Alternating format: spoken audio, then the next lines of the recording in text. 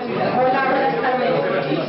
Bueno, os pedimos disculpas, hemos tenido un problema, después de haberlo probado todo, os podéis imaginar como 30 veces, en el último momento ha fallado todo.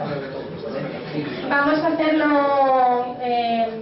bueno, lo hemos salvado un poco, vamos a utilizar un ordenador para utilizar la imagen y nosotros vamos a poner el audio, entonces os pedimos disculpas si no tiene la calidad que nos hubiera gustado que tuviera. Carlos nos mandó con mucho tiempo y estaban todas las pruebas hechas. Bueno, lo primero los agradecimientos a todas vosotras y a todos vosotros por estar aquí, por aceptar esta invitación que lanzábamos desde la Casa Negra, a Comisiones Obreras por cedernos su espacio y bueno, especialmente a Carlos, que sabemos que es difícil que las agendas puedan coincidir.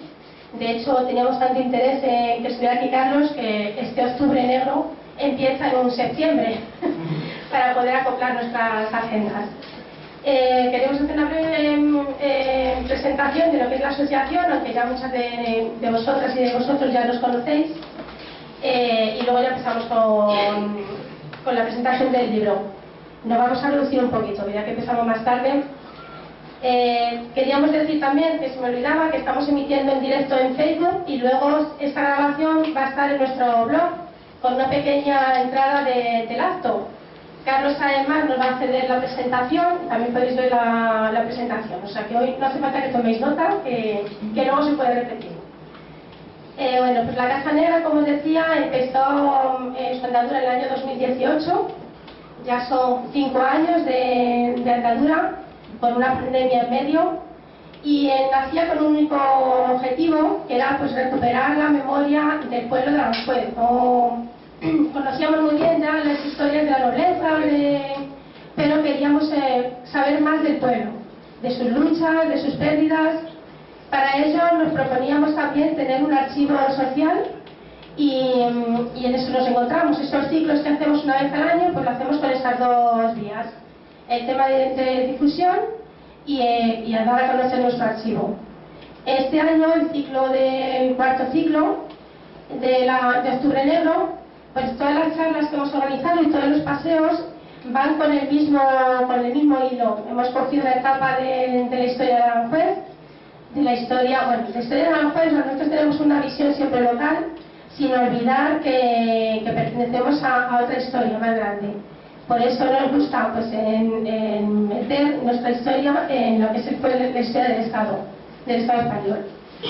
Decía que teníamos un hilo conductor, que es una etapa muy clara de nuestra historia reciente, que es el final de la Segunda República, el golpe de Estado, la inminente guerra de España, el triunfo de los golpistas y luego la represión que sufrió el pueblo, a tal manera de represión que nos hicieron olvidar adrede parte de nuestra historia que nosotros queremos recuperar.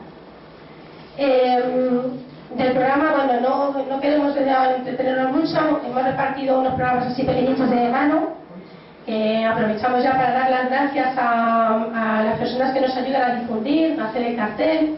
Somos pocas en la Casa Negra, pero por suerte contamos con muchas manos amigas. Dentro del ciclo también presentaremos nuestro archivo social, que ya empieza a ver la luz. Y lo vamos a hacer de la forma que creemos que nos apetece más contarlo, por mano de los protagonistas y las protagonistas. Las personas que están cediendo fondos a la asociación y las personas que están trabajando día a día, voluntariamente, para que esos fondos estén lo antes posible a disposición del pueblo. Hay que catalogar, hay que cuidar la fotografía, pues para que no solamente esté hoy disponible, sino que esté dentro de 50 años, también la podamos disfrutar. Os decía que los demás ciclos, las demás charlas os iremos contando, pero sí queríamos hablar hoy de un lugar emblemático de Aranjuez, que es el convento de San Pascual.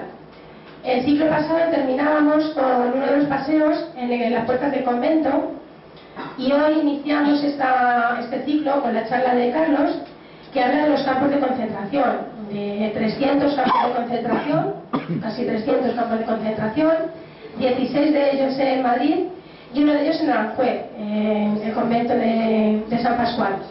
Pero el convento de San Pascual no solamente fue campo de concentración, anteriormente fue un cuartel republicano, posteriormente fue cárcel de mujeres. Entonces en nuestras charlas intentaremos ir contando toda esa historia de represión hacia el pueblo y represión especialmente también a las mujeres. Creo que no me dejo nada. Pasamos ya a la presentación de Carlos. Nuevamente, gracias, Carlos. Yo creo que decía Carlos antes de empezar que el acto, que qué poder de convocatoria tenía la Casa Negra. Y yo le decía que creía que el poder de convocatoria lo tenía Carlos. Entonces, creo que muchas y muchos ya le conocéis. Aún así, vamos a hacer una presentación muy breve. Bueno, pues Carlos Hernández es periodista, es experto en comunicación política, inició su carrera profesional como cronista parlamentario en el Congreso de los Diputados y posteriormente ejerció de corresponsal de guerra en diversos conflictos internacionales. Sus libros de Mauthausen, que bueno, aprovecho a hacer un paréntesis, Carlos ha traído tanto el libro de los campos de concentración como otro de sus libros, reportado 4.443, que además nos hace un precio especial. El precio de los libros normalmente es mucho más alto y hoy está haciéndonos un precio especial para Aranjuez de 15 euros el de deportados y 20 el de los campos de concentración. Hemos puesto también algunos de los nuestros en la venta de la asociación, que bueno, es la única forma que tenemos de financiarlos. Los libros y documentales de Carlos sobre Mauthausen creemos que son esenciales para conocer la historia de nuestros deportados en campos nazis. Tiene los últimos españoles de Mauthausen, la historia de nuestros deportados, sus verdugos y sus cómplices, y deportado 4.443, que es el que está hoy, y dos documentales, ¿no? Los últimos andaluces de Mauthausen y los últimos españoles de Mauthausen y el resto de campos nazis. Lo que le traigo hoy a Carlos a Aranjuez es la presentación de los campos de concentración de Franco.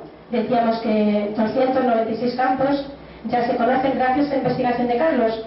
Antes de ello conocíamos la existencia de un centenar.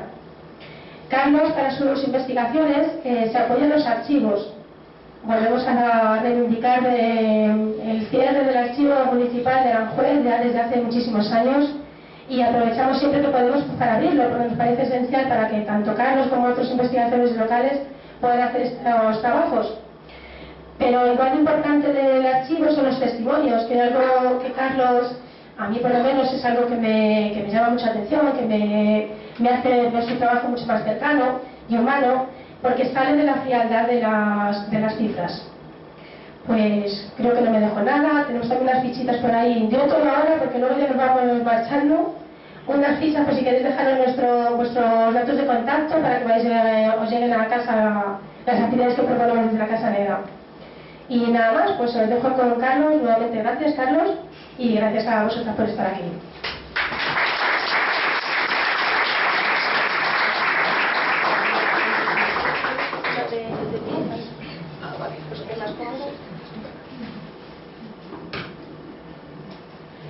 Muy buenas tardes otra vez, perdón por el retraso.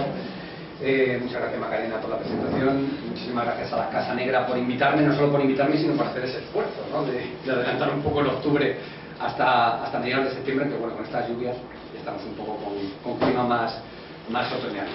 Para mí es un placer estar en Aranjuez por muchos motivos, porque es verdad y lo confieso, yo el ciclo de presentaciones del libro prácticamente lo había dado por cerrado en 2019.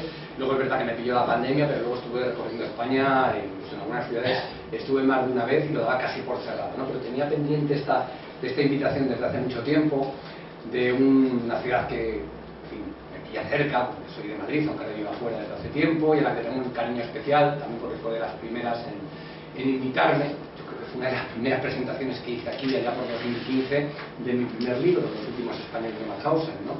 Eran otros tiempos, el ayuntamiento tenía otro color. Tenía color, voy a decir, ahora creo que no lo tiene.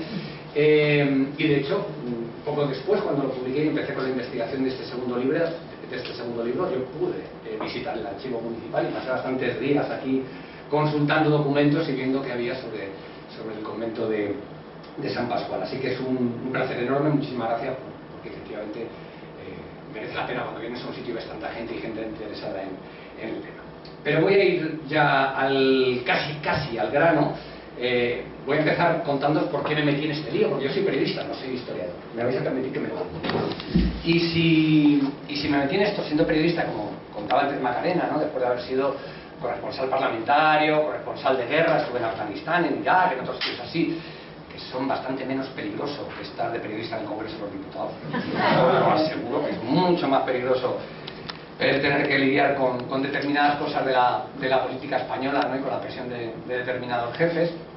Pero bueno, después de años y años, ¿por qué me metí en este fregado, ¿no? de la historia, la memoria histórica y especialmente todo el tema de la represión franquista? Pues en cierto modo la culpa la tiene ese señor que está ahí. Si alguno estuvisteis en la presentación de 2015 igual os suena. Es el deportado 4443, precisamente del campo de concentración de Mauthausen, Antonio Hernández. Era mi tío, ¿no? Era un tío abuelo mío, al que yo quise mucho. Yo no tenía abuelos, uno lo asesinaron en el 36 de hecho por ser miembro de la UGT, y el otro falleció cuando yo era bastante prácticamente un bebé. Entonces este hombre era la figura del abuelo que nunca tuve. Venía todos los veranos desde Francia a España. Yo no sabía por qué vivía en Francia, no sabía por qué había decidido irse de España.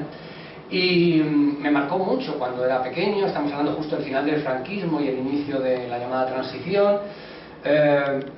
No sé, traía unos valores, traía también un color que no lo había en aquella España, ¿no? Me hablaba de libros, me echaba la bronca porque yo estaba todos los días con los cromos de futbolistas y me decía, pero deja eso y cógete un libro y demás. Es decir, transmitía una serie de valores de amor por la cultura y también por la libertad que eran muy raros en aquella España de, insisto, mediados de los años 70, ¿no? Hasta finales de los 70, que es cuando él dejó de venir.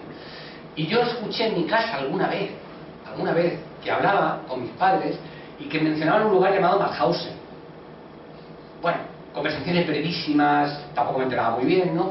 Pero el caso es que nunca supe realmente el significado de esa palabra, ¿no? Nadie me la había contado, ni en mi familia, ni en mi colegio, ni en ninguna parte. Y fue muchos años después, cuando él ya había fallecido, y empecé a enterarme un poco cuando me di cuenta de la oportunidad tremenda que había perdido, ¿no? Yo seguro que a vosotros, a muchos, os ha pasado algo parecido con algún abuelo o con algún padre, ¿no? Decir, joder, tenía que haber preguntado más por lo que pasó en la guerra o por lo que pasó en la cárcel o por lo que ocurrió. Bueno, pues a mí me pasó y me llegó al alma. O sea, fue de algo que me sentí profundamente mal por no haberlo sabido, no haberle preguntado, y dije, alguna vez tengo que investigar su historia. Cuando tuve un paro profesional y me puse a investigar su historia para mi primer libro, lo hice como una historia personal. No tenía pensado escribir un libro ni nada por el estilo, pero ahí es cuando fui descubriendo, ¿no? Casi 10.000 españoles y españolas que acabaron en los campos nazis, más de 5.000 que murieron allí en la cámara de gas, devorados por los perros, ahorcados, fusilados, torturados, que pasaron exactamente igual, lo mismo que los judíos, en menor cantidad obviamente. Y joder, yo decía, si es que esto nadie me lo ha contado. No lo he visto ya no solo en la televisión, evidentemente, que sí había visto alguna serie del Holocausto y demás, sino que no me hayan hablado yo en el colegio, en mi familia, y años después, ni en el instituto ni en la universidad, en la facultad de periodismo, jamás me hablaron de eso y jamás me hablaron de temas relacionados con la represión franquista. De tal manera que esa certeza fue la que me llevó a, bueno, convertir aquella investigación personal en una investigación ya a fondo profesional, escribir mi primer libro y meterme en eso. El cabreo es lo que me movió, me movió un cabreo tremendo de sentirme engañado, de sentir que me habían robado el derecho a saber la historia, ya no solo de mi país, de mi ciudad, sino de mi propia familia. O sea, a mí me robaron el derecho de dar un abrazo a mi tío y decirle, joder, gracias por lo que sufriste, porque se acabó allí, acabó por luchar por nuestra libertad. Y todos somos víctimas en ese sentido, de tercer grado, pero todos somos víctimas en ese sentido del franquismo y también de la llamada transición, porque nos privaron a todos de ese derecho a conocer nuestro pasado, ¿no? Y por eso somos, en general, todos, y me incluyo, ignorantes históricos en este país. No tenemos ni idea de lo que realmente supuso ni la República, ni la guerra, ni la represión franquista. Quienes estáis aquí, muchos por interés personal, evidentemente sabéis mucho más que la media de los españoles, pero si preguntas, ya no hablo de los jóvenes, sino que hablo de gente mediana de nuestra edad y demás, la gente se ha quedado con los topicazos y con las mentiras que nos metieron durante 40 años y que luego la transición no corrigió, ¿no? Se decidió no mirar hacia atrás para no reabrir heridas, para todo ese cuento que nos contaron y que nos siguen contando a día de hoy, y dejar las cosas como estaban. Claro, pero me queda dejar las cosas como estaban es como las dejó Franco, con una historia falsificada en la que gente como mi tío, o como muchos de vuestros familiares, o como millones de españoles, no aparecían en la historia. Y si aparecían, encima aparecían mal, porque aparecían criminalizados. Porque todo lo que fue la democracia republicana se criminalizó, y todavía a día de hoy tenemos que seguir escuchando discursos que nos criminalizan, ¿no? Como, en fin, no le voy a nombrar este personaje, insultó a las 13 rosas, etcétera, etcétera, ¿no? Todos los días, en todas partes. Y eso es consecuencia, en buena medida, de esa ignorancia histórica que nos viene del franquismo, pero que fue perpetuada por la transición. Así que eso es lo que me llevó a meterme en este jaleo. El primer libro me llevó al segundo. Después de los campos nazis y los españoles en los campos nazis, me metí con los campos de concentración franquistas, ¿no? Y lo decía un poco Macarena. Al igual que en mi primer libro, usé una doble vía, ¿no? De investigación. La fundamental, lo vais a ver en el libro, ¿no? Que realmente son dos libros en uno. Hay una parte que es en la que se relata cómo se construyó el sistema de campos de concentración, por qué se construyó, etc. Y está basada sobre todo en documentos del ejército franquista y de la dictadura. Esto también es muy importante resaltarlo, porque todavía hoy escuchas por ahí y niegan que casi la existencia, bueno, y sin casi, niegan la existencia de los campos de concentración. Aquí no hubo campos de concentración, eso es mentira, es un invento. Joder, pero si son los documentos franquistas los que lo dicen, si todo lo que he sacado, lo que vais a ver hoy, viene de documentos del ejército de Franco, o bien incluso ya de años posteriores, después del final de la guerra, de ministerios o de otras instituciones de la propia dictadura. Ellos eran los que los llamaban campos de concentración. Ellos eran los que crearon, lo veremos, una inspección de campos de concentración, un organismo militar que los coordinaba. De tal manera que toda esa información de cómo se construyó ese sistema de campos está basado en los archivos, en visitar decenas y decenas de archivos, hasta que conseguí un poco, yo creo que reconstruir más o menos fidedignamente lo que fue ese sistema de campos de concentración. Pero es verdad, como ocurre en cualquier otra dictadura, que el relato no sería completo si no contamos con los testimonios de los supervivientes y también incluso de guardianes, ¿no? En este caso de los campos de concentración franquistas. No sabríamos realmente lo que ocurrió en los campos nazis de no ser por los supervivientes. O sea, de hecho los nazis sabéis que destruyeron cámaras de gas, pruebas, etcétera. Aquí ocurrió lo mismo, destruyeron documentación, por supuesto la mayoría de los edificios, todos los vestigios, y encima, bueno, intentaron perpetuar ese silencio para que se nos fueran muriendo los testigos y no lo pudieran contar, ¿no? Entonces he intentado precisamente, y es la otra mitad del libro, recopilar testimonios en primera persona muy poquitos, porque ya se nos habían muerto casi todos cuando empecé con esto, pero bueno, conseguí entrevistar a unos cuantos de ellos, y luego sobre todo recopilar entrevistas que habían dado en algún medio, esas memorias que publicaron y que estaban descatalogadas porque publicaron prácticamente para su familia. He hablado con muchas familias que me han pasado documentos de pequeños escritos que hacían sus familiares, que habían pasado por estos lugares. Bueno, con todo eso he reconstruido ese lado más humano, ¿no? de cómo fue realmente el sufrimiento de todos esos campos, que los documentos nos dan pistas, aunque son documentos de los propios criminales, pero nos dan pistas de la crueldad que se vivió dentro, pero no sería completo sin esos testimonios. Hoy no voy a hablar de esos testimonios porque, bueno, nos llevaría toda la conferencia, entonces prefiero que sean ellos, en un vídeo muy cortito, dos de los supervivientes a los que entrevisté, Marcos Ana y Luis Ortiz, que pasaron por varios campos de concentración, los que os resuman en 5 minutos cómo era la vida y sobre todo cómo era el sufrimiento y la muerte en los campos de concentración de Franco. Y ahora necesito coordinar el arranque de la audiencia. A ver, 3, 2, 1, vamos. Yo soy Marcos Ana y conocí los campos de los Almendros y de Albatera en la Universidad de Deusto. Un preso más, dormíamos en el suelo, todos los días había que formar para pasar lista y había que cantar el Cara al Sol.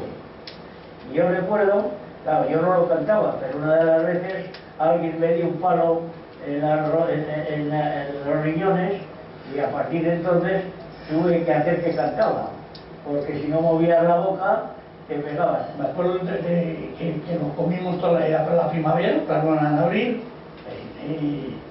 y nos comimos las flores de los almendros, los dejamos aquello pelado, ¿no? Porque, claro, estamos ahí cerca de 20.000, y claro, había lagartos por todos lados, con una piedra los aplastaban y se los comían crudos, lagartos crudos. Y alfalfa, yo me acuerdo comer alfalfa y cuando llevábamos a lo mejor pues algún abrigo esto de cuero, lo que sea, ¿no? Y yo me acuerdo que lo cambiamos por alfalfa, fíjate, por un campo de alfalfa que hay cerca, y con los guardianes pues nos acicábamos. Una de las veces una pierna de un ganado ya le habían quitado la carne y entonces la tiraron a la campa, al suelo.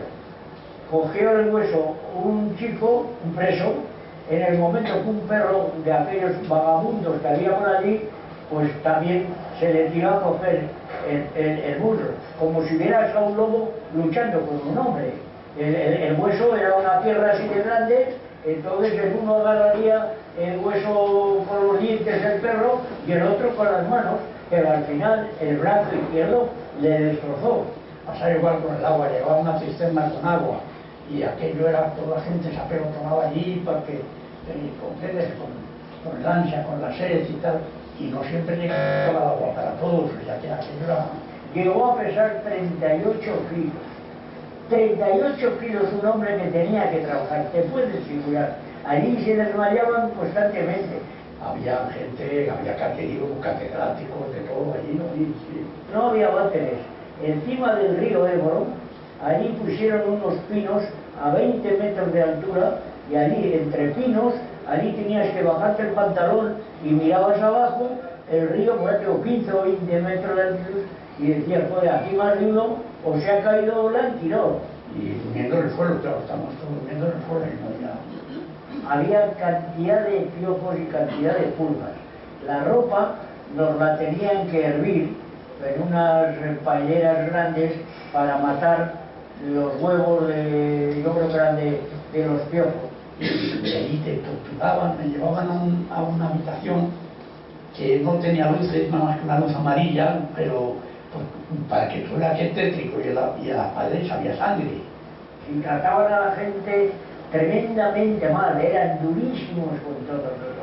Eran procedimientos muy bárbaros y a veces muy sutiles, porque yo me acuerdo que una de las cosas que era más dura, y parece una tontería, era que de uno te tumbaban sobre una mesa y en las nalgas te daban un vergajos de estos de bomba, te daban, y decían, no queremos que nos digas nada, eso el primer día. Y al día siguiente te cogían otra vez y sobre esa carne macerada seguían macerando, te iban pegando golpes, y aquello era irresistible, ¿no? Yo tomaba nota a la máquina de lo que los presos declaraban. Y al preso que no le gustara lo que contestaba o que no contestaba, el guardia civil le daba un palo en los riñones. Era tremendo, porque ya te digo, lo que llegó un momento que tenías toda la trasera, la tenías macerada, y sobre ahí te golpeaban y saltaba la sangre y todo. Y desaparecía la gente, a todo lo que se los llevaban ya suponías que ese no iba a pasarlo bien, que probablemente le fusilarían o vete a saber lo que pasaría. Y yo despedía no a cientos, quizá a miles de compañeros que iban a ser fusilados. En los años que estuve, pues seguramente más de 1000, ¿no? Y eso es lo que más, en los últimos abrazos, ¿no? La dignidad que tenía aquella gente al salir, ¿no? Y aquellas escenas, es lo que más me sigue perturbando, ¿no? Creer que nos iban a convencer de su política, pero claro, fue un error tremendamente grave, porque si aquí ya alguien te trata mal, pues generalmente no vas a ser tu amigo de esa persona. Asiento a la cárcel cuando le preguntaba por qué luchas tú, y yo le decía, por una sociedad donde no le pueden hacer a usted lo que usted me está haciendo a mí. Y de verdad, eso no era demagogia, era nuestra manera de ser. Nosotros hemos pensado en la venganza política, que es un día triunfante los ideales por la libertad, ¿no? Pero nunca en una situación que nos permitía cortar el cuello o torturar al que nos había torturado a nosotros. Jamás hemos pensado en eso, ¿no? He tenido que estar mucho tiempo pues callado. Afortunadamente mi mujer, que era más inteligente que yo, fue muy discreta en el barrio San Ignacio. El vecino mío era policía. En el segundo piso de encima de mi casa era de la delegación nocturna. En el tercero era del sindicato. En el cuarto Dios sabe dónde sería. Yo creo que hay que luchar porque hay una memoria que permita que la juventud sepa lo que hemos pasado, ¿no? Yo tenía una espina clavada y ahora estoy enfadado. El famoso artista aquel que quería morir con las botas puestas, yo quiero imitarle un poco, no voy a parar. Bueno, y Luis no paró hasta su muerte. De hecho, esta entrevista se hizo muy poquito antes y murió justo antes de la publicación del libro. Pero fijaros lo que hice, ¿no? Cómo tuvo que guardar silencio y se refiere, bueno, a la época oscura del franquismo, con el vecino ese de la delegación nocturna o del sindicato, guardia civil, etcétera. Pero también en democracia. De hecho, él no empezó a hablar hasta bien entrados los años 2000, ¿no? De tal manera que no había nada que le empujara a hablar, porque todos lo sabéis, como aquí precisamente no se hizo ese borrón, no se hizo esa ruptura con la dictadura, no se puso a estas personas, a estos hombres y mujeres como lo que eran, héroes, luchadores por la libertad y a quienes les torturaron, les maltrataron, les asesinaron como lo que eran, criminales y fascistas, no se sentían impulsados a dar ese paso, a hablar, a contárselo a su familia, a contarlo en los medios de comunicación, y permanecieron muchos de ellos callados durante años y años, ¿no? Volvemos a la misma consecuencia que hemos hablado de lo que fue el silencio y ese manto de olvido que echó la transición. Vamos ya con el sistema concentracionario franquista, o sea, nos vamos a la parte, digamos, documental. Creo que la voy a hacer, en fin, no muy pesada, ¿no? Pero para que entendáis bien lo que supuso y la magnitud que tuvo el sistema concentracionario, que era una herramienta más de la brutal represión. Estamos hablando de que el sistema franquista reprimió a través de las cárceles principalmente, aparte de los asesinatos y demás, ¿no? A nivel penitenciario tenemos las cárceles que fueron igual o más horrorosas en muchos casos de los propios campos de concentración, y luego otras unidades de trabajos forzados como el Patronato de Redención de Penas por el Trabajo, con los destacamentos penales, que fueron los que construyeron el Valle de los Caídos, y luego había esta tercera pata, digamos, esta tercera herramienta, que eran los campos de concentración y los batallones de trabajos forzados que se crearon en los campos de concentración. En total, yo ya tengo documentados, para el libro eran 296, tendré que hacer una actualización, ya tengo 303 documentados repartidos por toda España, y cientos de batallones de trabajos forzados, llamados batallones de trabajadores o batallones disciplinarios de soldados trabajadores, que se formaban en estos campos con prisioneros de los campos y que dependían de la misma unidad, o sea, del mismo organigrama, ¿no? Por lo cual eran parte del sistema concentracionario franquista. Fijaros la magnitud, que el cálculo que yo he hecho es que un mínimo, muy mínimo, de 700.000 hombres, algunas mujeres, en verdad, luego hablaremos de ello, que fue un número mucho más reducido que de hombres, pero 700.000, y quizás estaríamos más cerca del millón, ¿no? Pero bueno, la cifra más conservadora sería un mínimo de 700.000. De hecho, el 8 de abril del 39, poco después de haber acabado su guerra, ¿no? O de que ellos dijeran que había acabado la guerra, la documentación que pude consultar en los archivos militares hablaba de unos 550.000 prisioneros en los campos de concentración ese día, simultáneamente, ¿no? Si a eso ya le sumamos todos los que habían pasado durante el periodo de guerra y los que pasarían después, nos llegaba a esa cifra de entre 700 y 750.000 y un millón. ¿Y quiénes eran estos prisioneros? Prisioneras en algunos casos. En su mayor parte eran prisioneros de guerra, es decir, hombres que habían luchado en el ejército republicano, que son capturados y los envían aquí. Pero también había muchos civiles, un porcentaje muy importante de civiles, aquí entran también las mujeres, que cuando no consideraban que eran especialmente peligrosos, entre comillas, para aquella Nueva España, en lugar de mandarlos a la cárcel o de asesinarlos directamente, los enviaban a estos campos de concentración para investigarles, bueno, luego lo veremos, para explotarles laboralmente, etcétera, ¿no? Pero todos tenían algo común, insisto, y estamos hablando de casi 1 millón, ¿no?, de españoles y españolas, y era que no había ningún cargo contra ellos, no les habían acusado de nada, ni nunca fueron acusados de nada. Simplemente eran eso, o prisioneros de guerra o republicanas civiles, que no habían sido considerados tan amenazantes como para enviarlos a prisión o para asesinarlos. Ninguno tenía ningún tipo de acusación formal, la mayoría no lo tuvo jamás, y ninguno evidentemente fueron, por lo tanto, juzgados. Insisto en lo de la herramienta, una herramienta más, o sea, lo de las cárceles, o sea, es que fue una más. En el caso nazi, claro, hablamos de campos de concentración y siempre pensamos en el máximo horror, ¿no? Yo en mi libro insisto mucho en cuidado, que en el tema franquista es diferente. En el tema franquista, en el caso de la represión franquista, las cárceles, como os decía, muchas veces, o muchas de ellas, fueron peores que los campos de concentración.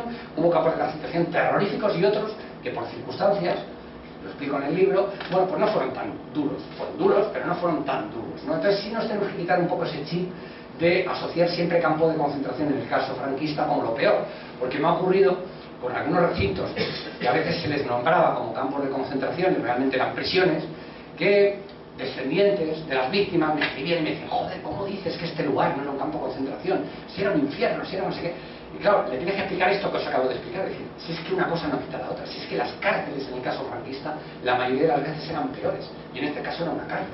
Pero yo entiendo que esa asociación responde mucho a la idea que tenemos del campo de concentración nazi como el máximo horror, ¿no? Nada al lado de Auschwitz, al lado de Mauthausen se puede comparar a nivel de horror. Bueno, pues por eso yo insisto en que hay que evitar esa comparación en este caso de los campos de concentración franquistas y situarlo como lo que fue, una herramienta terrible de represión, pero una herramienta más junto con las cárceles y con el resto de de instrumentos que utilizó el franquismo para reprimir y para asesinar.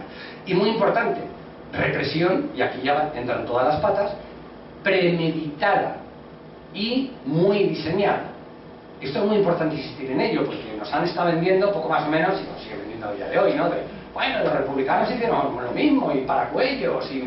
Bueno, a ver, en la guerra, evidentemente, una vez que empezó la guerra, se cometieron barbaridades. En las zonas republicanas se cometieron barbaridades que hay que conocer, que hay que denunciar, que no hay que justificar. Pero estamos hablando, evidentemente, primero del periodo de guerra, y segundo de un matiz muy importante, y es que el gobierno republicano, primero desbordado porque le habían dado golpe de Estado, porque la mitad del ejército se le había ido, porque la Guardia Civil se había pasado al otro lado, porque no tenía medios y tuvo que armar al pueblo, no pudo controlar esos excesos, pero intentó casi desde el principio controlarlos, y de hecho a partir de diciembre del 39 esas atrocidades en zonas republicanas se redujeron al máximo, y hubo juicios y hubo persecución, y se intentó dar digamos un control para evitar que este tipo de hechos ocurrieran. ¿Y qué pasó en cambio en la parte franquista? Primero, que ellos eran los golpistas, los que se sublevan contra la democracia, pero segundo, que ellos sí que tenían premeditado asesinar, exterminar y eliminar. Y eso lo tenemos documentado. Tenemos las directrices secretas del general Mola, que sabéis que era realmente el muñidor, el director, ¿no? Era el nombre que le daban el resto de generales implicados en el golpe de Estado, que envió ya a partir de marzo o abril del 39, estamos hablando de 3 meses antes del golpe de Estado, perdón, del 36, 3 meses antes del inicio del golpe de Estado, Mola envía varias instrucciones a los otros generales golpistas, y ahí lo decía con claridad: hay que eliminar a los elementos izquierdistas, 2 puntos, comunistas, anarquistas, sindicalistas, masones, etc. La acción ha de ser en extremo violenta para reducir lo antes posible al enemigo, aplicando castigos ejemplares. Esto es 3 meses antes del golpe de Estado, y tened en cuenta además, lo sabéis bien, que ellos pensaban que el golpe iba a triunfar, es decir, que no iba a haber guerra, que no iba a haber una violencia republicana, y aún así su idea era exterminar. Y de hecho, otra de las directrices de Mola muy conocida, no tanto como debiera, es en la que precisamente una de las cosas que dice es que hay que ser especialmente duro e implacable con los militares que no apoyen la sublevación, porque les considera especialmente traidores, y de hecho siempre nos olvidamos, y también nos han intentado que nos olvidemos, pero de las primeras víctimas, de los primeros en caer precisamente después del 18 de julio, fueron aquellos militares que fueron leales a la Constitución y a su juramento de lealtad a la democracia republicana, ¿no? Bueno, pues contra ellos ya Mola 3 meses antes había advertido que había que exterminarlos porque iban a ser traidores. ¿Qué ocurre? Dan el golpe de Estado y se cumple la estrategia, simplemente, se cumple la estrategia. Y además no hay ningún atisbo durante los 3 años de guerra, obviamente tampoco durante los 40 de dictadura, de aflojar esa represión y de aflojar o de cambiar de estrategia. La estrategia es exterminar. A mí me parece que los ejemplos siempre más claros, en este caso no es por ejemplo Aranjuez o no es Madrid, porque estuvo en manos republicanas hasta el final, sino son aquellas zonas de España que inmediatamente caen en manos franquistas. Es decir, el golpe de Estado triunfa. No hay violencia republicana, no hay ningún tipo de crimen de sangre, como decían ellos. Y sin embargo, la represión fue exactamente igual de brutal más que en el resto del territorio que luego fueron conquistando. Ejemplos: Protectorado de Marruecos, 800 asesinados, y en apenas un par de horas, 3 horas, todo el protectorado estaba en manos franquistas. De esos 800, la mayoría, por cierto, militares leales a la República. Canarias, igual, el primer día ya cae en manos franquistas sin ningún tipo de guerra ni de combate. 2.600 a 3.000 asesinados según las últimas cifras. Navarra, mismo ejemplo, 3.500 asesinados.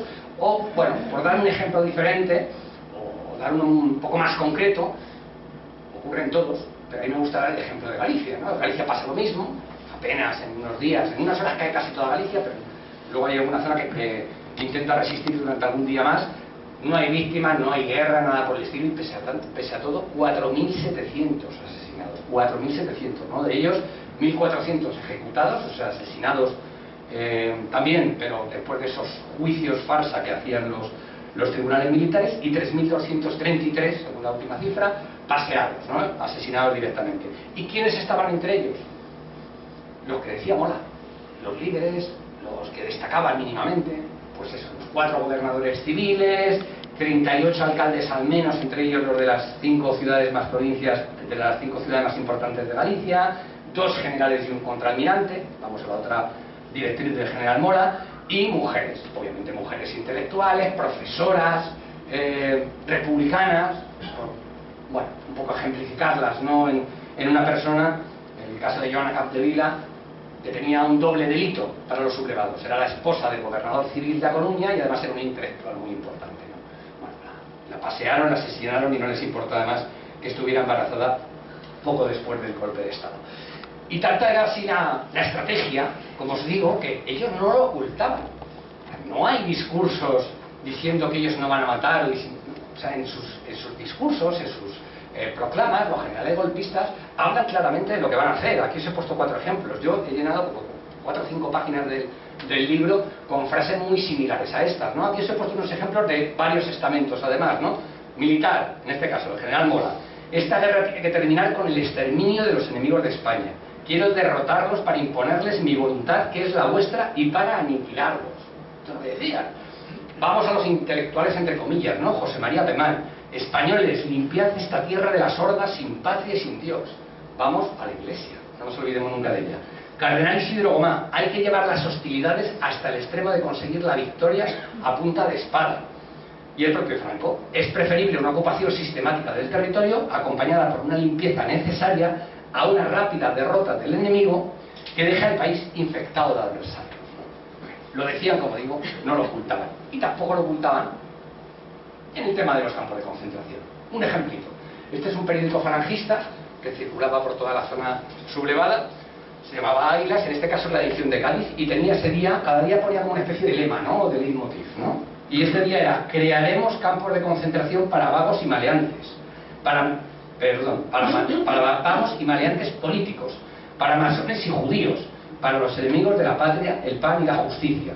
En territorio nacional no puede quedar ni un judío, ni un masón, ni un rojo. Publicación de la Falange. Por cierto, esto nos llevaría a otro tema, ¿no? Pero aquí se ve muy bien también ese antisemitismo profundo que había en aquella España sublevada. Un antisemitismo que aquí no llegó a cámaras de gas y a exterminio porque prácticamente no había judíos en España, pero el antisemitismo era tan brutal que, aparte de jalear el ADC y los periódicos del movimiento, lo que estaban haciendo los nazis, de expulsar judíos, de mandarlos al gueto, de exterminarlos, eso lo podéis ver en las páginas de ABC y de otros periódicos del movimiento a partir de 1940-41. Aparte de todo eso, también había directamente una actitud antisemita dentro del país, con algunos castigos ejemplares para judíos en las zonas donde todavía quedaban, protectorado de Marruecos, en algunas zonas de Andalucía. Es decir, que ese clima antijudío era tan profundo que el propio Franco justificó que aquí no se hiciera lo que estaba haciendo Hitler, y lo dijo más o menos textualmente, porque aquí ya lo habían hecho los Reyes Católicos en 1492, cuando les expulsó. Eso lo dijo en un discurso de fin de año el dictador. Vamos con la cronología de los campos franquistas, ¿no? El principio, fijaros si era premeditado, ¿no? El primer campo de concentración franquista se abre ya la noche del 18 al 19 de julio, apenas 24 horas después. Aquí además la sublevación empieza el 17 en determinados territorios. Bueno, aquí empieza el 17, es el protectorado de Marruecos, y el primer campo de concentración es ese, desde el fondo lo vais a ver un poco mal, es la Alcazaba de Celuán, protectorado de Marruecos, relativamente cerca de Ceuta, ¿no? Aquí ya entran los primeros prisioneros en la noche del 18 al 19 de julio, y a partir de ahí comienza una primera etapa que es más o menos de un año, hasta el verano del 37, que podemos llamar un poco de improvisación, ¿no? Y de bastante caos. En cierto modo, por lo que hemos hablado antes, porque ellos pensaban que el golpe iba a triunfar, no pensaban que iba a haber esa resistencia, que iba a ocurrir lo que ocurrió, que se iba a prolongar en una guerra, ¿no? De tal manera que ese primer año, cada general en sus territorios van abriendo campos de concentración, digamos que según les van, según sus necesidades. Entonces los van abriendo de forma descentralizada, ellos lo abren donde quieren, hacen un poco lo que quieren con los prisioneros. En la mayoría de los sitios los ponen a trabajar desde el primer momento, aparte de asesinar a muchos de ellos y demás, ¿no? Entonces, esto más o menos se prolonga durante un año. Es verdad que hay una excepción, que son las tres, por llamarlo de alguna manera, las tres grandes islas, ¿no? Los tres territorios que quedan muy lejos del frente. Canarias, Baleares, que es algo menor, que cae enseguida en manos franquistas, y el protectorado de Marruecos.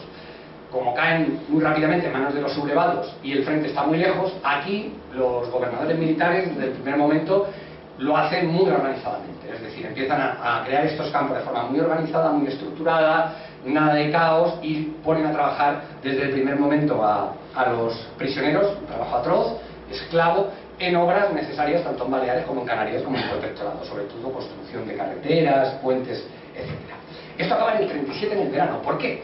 Franco se da cuenta que la guerra va para largo, es consciente de que tiene miles y miles de prisioneros en los campos de concentración y que no los está aprovechando, o que no los está aprovechando tanto como podría aprovecharlos.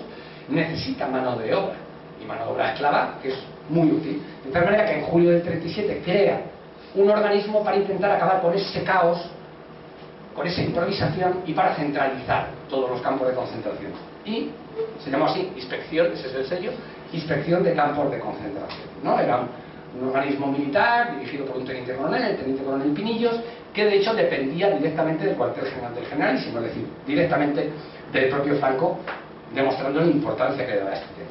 Bueno, esto dura 2 años más o menos, hasta casi el momento final de la guerra, y es el momento en el que mejor, entre comillas, funcionan los campos, mejor para los sublevados. Más batallones de trabajos forzados se crean, más información, digamos, y más coordinación hay a la hora de mover a los prisioneros, está todo mucho más centralizado, y de alguna manera Franco sí consigue ese objetivo de amortizar esa mano de obra esclava que tenía en los campos de concentración, ¿no? Y los pone a trabajar en todas partes, desde hacer trincheras en primera línea de frente a reconstrucción de infraestructuras en la retaguardia. Esto vuelve a cambiar otra vez al final del todo, marzo y abril del 39, marzo sobre todo, se desmorona la resistencia republicana después del golpe de Estado de Casado, y a partir de ahí hay tantos y tantos prisioneros, cientos de miles de prisioneros, que Franco tiene que abrir la mano, vuelve a permitir que cada militar, ya no general, sino incluso coroneles, jefes de unidades, abra campos de concentración donde considere oportuno. Es una época de caos. Esta es la que afecta a Aranjuez, que es cuando caen en manos franquistas, ya muchos de los territorios y ciudades que caen en el último momento. Es decir, hablamos eso, Murcia, todo el Levante, el centro y demás, toda la parte que cae al final del todo en manos franquistas, y los campos que se crean son un poco con esta también improvisación, ¿no? De permitir que cada militar abra, cada coronel, cada oficial abra un campo de concentración donde considere oportuno, porque es brutal la cantidad de prisioneros que hay y es imposible centralizarlo. Es verdad que luego a partir de mayo volvemos a la coordinación y entramos ya en una fase que yo llamo un poco de maquillaje, ¿no? Del sistema concentracionario. ¿Por qué le llamo así? Porque es verdad que aunque Franco era aliado fiel de Hitler y se sentía muy respaldado por Hitler y Mussolini, de hecho por eso ganó la guerra y por eso pasó lo que pasó, tenía que jugar un cierto equilibrio con las potencias aliadas, ¿no? Con las potencias democráticas, de tal manera que la represión intentaba ocultarla, en parte al menos, de cara a esos aliados. Entonces, una de las cosas que quedaba muy fea era tener campos de concentración meses después de haber acabado la guerra. No parecía que se sosteniera, ¿no? a nivel diplomático y demás. Por lo cual lo que hizo es, a partir de noviembre del 39, cerrar la mayoría de los campos, pero lo llamo estético porque muchos de ellos al día siguiente abrían sus puertas, es decir, no cerraban realmente. A una hora dejaban de ser campo de concentración y al minuto siguiente se convertían en una prisión provisional, en una prisión provincial, en fin, en otro tipo de término donde seguían estando los mismos prisioneros, los mismos guardianes, las condiciones de vida eran exactamente igual, ¿no? Y aún así, pese a todo, siguió habiendo decenas de campos de concentración abiertos, batallones de trabajos forzados hasta el 40, un tipo de batallones, pero luego sigue habiendo hasta el 42, incluso más allá, no voy a entrar en detalles, hasta el 48, realmente hasta el 48, no se disuelve el último batallón de trabajos forzados vinculado al sistema concentracionario, y los dos últimos campos de concentración en 1947, Nápoles de Oca y Miranda de Ebro, 1947. Estamos hablando de más de 8 años después de haber acabado la guerra. Ahí se acaba el listado de campos. Yo no menciono ninguno más de estos 303 que os digo, que se abra a partir del 47, porque es verdad que ya nunca se les va a llamar campos de concentración. El sistema como tal se ha maquillado, se ha cambiado, ha evolucionado, ¿no? Pero es verdad que, bueno, como periodista me pedía el cuerpo no dejarlo ahí, ¿no? Entonces abrí una última etapa, o menciono una última etapa, que bueno, es en la que es verdad que no hay campos de concentración oficiales, pero siguen abriendo recintos exactamente iguales con otras denominaciones. No sé si habéis tenido ocasión de ver la serie, por fin se ha hecho una serie sobre eso, de las noches de Tefía. Yo es un ejemplo que era precisamente el que siempre ponía, os lo cuento, ¿no? Es decir, fijaros, no era un campo de concentración, era una colonia agrícola penitenciaria. Tefía, en la isla Fuerteventura. Un lugar en medio del desierto de Fuerteventura, rodeado de alambradas, barracones de madera, prisioneros sufriendo lo indecible, hambre, sed, trabajo esclavo, lo mismo, un campo de concentración, pero con otra denominación. Y encima, un porcentaje muy importante de esos prisioneros habían ido a parar allí por ser homosexuales. O sea, el único delito era ser homosexuales, ¿no? Bueno, pues allí pasaron años. Este recinto no se cerró hasta 1955. No, perdona, no, hasta 1960. O sea, estamos hablando de poquísimo antes o poco antes del final de la dictadura y muchísimos años después de la guerra. Y después siguió habiendo otros recintos similares con nombres parecidos, estos eufemismos que tanto les gusta utilizar a determinadas personas, pero que eran realmente muy parecidos a los campos de concentración, por lo que hay que seguir hablando de ellos. Y en unidades de trabajo forzados es verdad que es otra pata, otra herramienta diferente, otras características distintas que no vienen al caso, pero las unidades de redención de penas por el trabajo, vuelvo a lo que os decía antes, los destacamentos penales, por ejemplo, que construyeron el Valle de los Caídos, 30% a través de Cuerdamuros, esos estuvieron funcionando hasta 1970, que construyeron la colonia Mirasierra en Madrid, todavía lo construyeron este tipo de unidades de redención de penas por el trabajo. Bien, me voy un poco ahora a lo más cercano, brevemente, ¿no? Porque en Madrid, lo ha dicho antes Macarena, hubo 16 campos en la Comunidad de Madrid, lo que es hoy la Comunidad de Madrid. Entonces, os lo quería mencionar brevemente porque son quizás, aunque hay algunos también de otras comunidades autónomas que casi os quedan más cerca, pero estos son los que pertenecen a la comunidad, ¿no? El de Alcalá de Henares, que estaba en el manicomio, Campamento, en lo que es hoy el Alto Extremadura, allí había uno de los cuarteles, digamos, militares, otro campo de concentración, la Plaza de Toros de Vista Alegre, remodelada pero que sigue en pie, el Estadio del Viejo Chamartín, donde jugaba el Real Madrid, en la época de la República se llamaba solo Madrid, entraron en el Real. Bueno, pues ese estadio, que está donde hoy está el Bernabéu, fue un campo de concentración terrible. El Estadio Metropolitano, donde jugaba el Atlético Aviación, hoy el Atlético de Madrid. El Estadio del Puente Vallecas, en el mismo lugar donde está perdón, hoy el campo del Rayo Vallecano. La Plaza de Toros de las Ventas, y luego había varios distribuidos, digamos, fuera de lo que es la capital, ¿no? En Guadarrama, Somosierra, en El Pardo, en Leganés. Había uno que tenía como 3 pequeñas sedes, aunque era un único campo, en Perales, Chinchón y Quilmes, Pinto, Retamares, Rivas del Jarama, que soy Rivas Vacia Madrid, y el último que quería mencionaros antes de entrar en Aranjuez brevemente, que es el Colegio Miguel de Unamuno en Madrid. Sigue siendo un instituto a día de hoy. Bueno, pues este fue uno de los campos más terribles que hubo en la Comunidad de Madrid y el de más larga duración. No cerró sus puertas hasta 1942 y fue un lugar en el que, aparte del sufrimiento de estar dentro ya en sí, se crearon cientos y cientos de batallones de trabajadores, de trabajos forzados, que fueron luego enviados a toda España, ¿no? Y luego tenemos el vuestro, que lo voy a ver un poco. Me estoy quedando...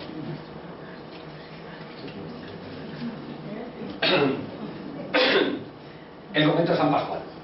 Os quiero aclarar primero, yo no he entrado a fondo en...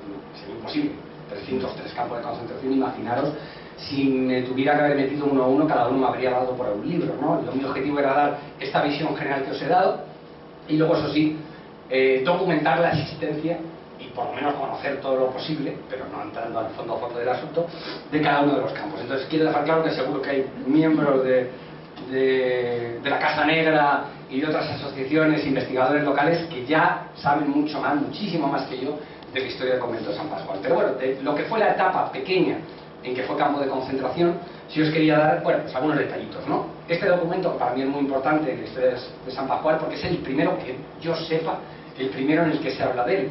Claro, está muy lejos para vosotros si no lo veis, ¿no? Pero bueno, es un documento de la agrupación de divisiones del Tajo, una agrupación de divisiones franquista, en la que lo que hacen es una distribución de los campos de concentración ya existentes entre sus unidades, ¿no? Y es en este documento donde se dice que el primer cuerpo de ejército en la provincia de Madrid tiene que hacerse cargo, aparte de que pueda abrir algún otro campo, tiene que hacerse cargo de los ya existentes, que son el de Aranjuez y el de Pinto. Es el primero en el que se menciona oficialmente el documento del ejército franquista, el campo de concentración del convento de San Pascual. Luego yo estuve, como os decía, varios días aquí en el archivo. Es verdad que en el archivo no hay gran cosa, pero aparecen detallitos, ¿no? Aparecen detallitos. Es normal, porque las autoridades militares, oye, tenían a los civiles, aunque fueran también franquistas, los tenían, digamos, en un tercer nivel y no les informaban de la mayoría de las cosas. Pero por daros 3 ejemplos, encontré cómo el ayuntamiento oficialmente pidió prisioneros para utilizarlos como mano de obra esclava.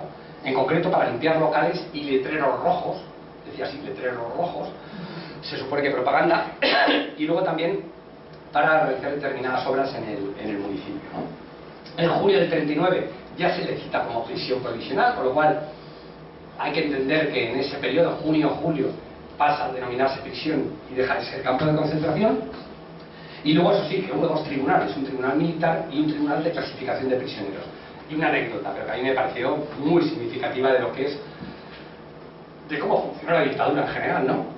Y es que el ayuntamiento, en varios documentos internos, expresa el malestar por los gastos desorbitados de esos militares. Y en concreto, aparte que tienen que pagar mobiliario, mecanógrafos y demás, se quejan de las comilonas que se daban los militares en el restaurante de Delicias, que creo que sigue existiendo, si no me equivoco, ¿no?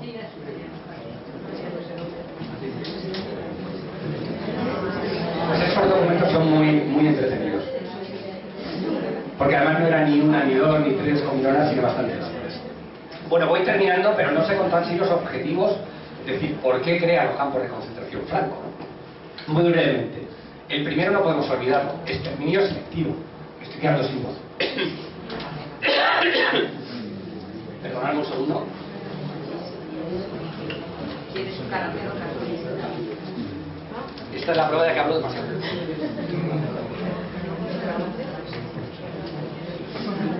Bueno, lo decía, perdonad.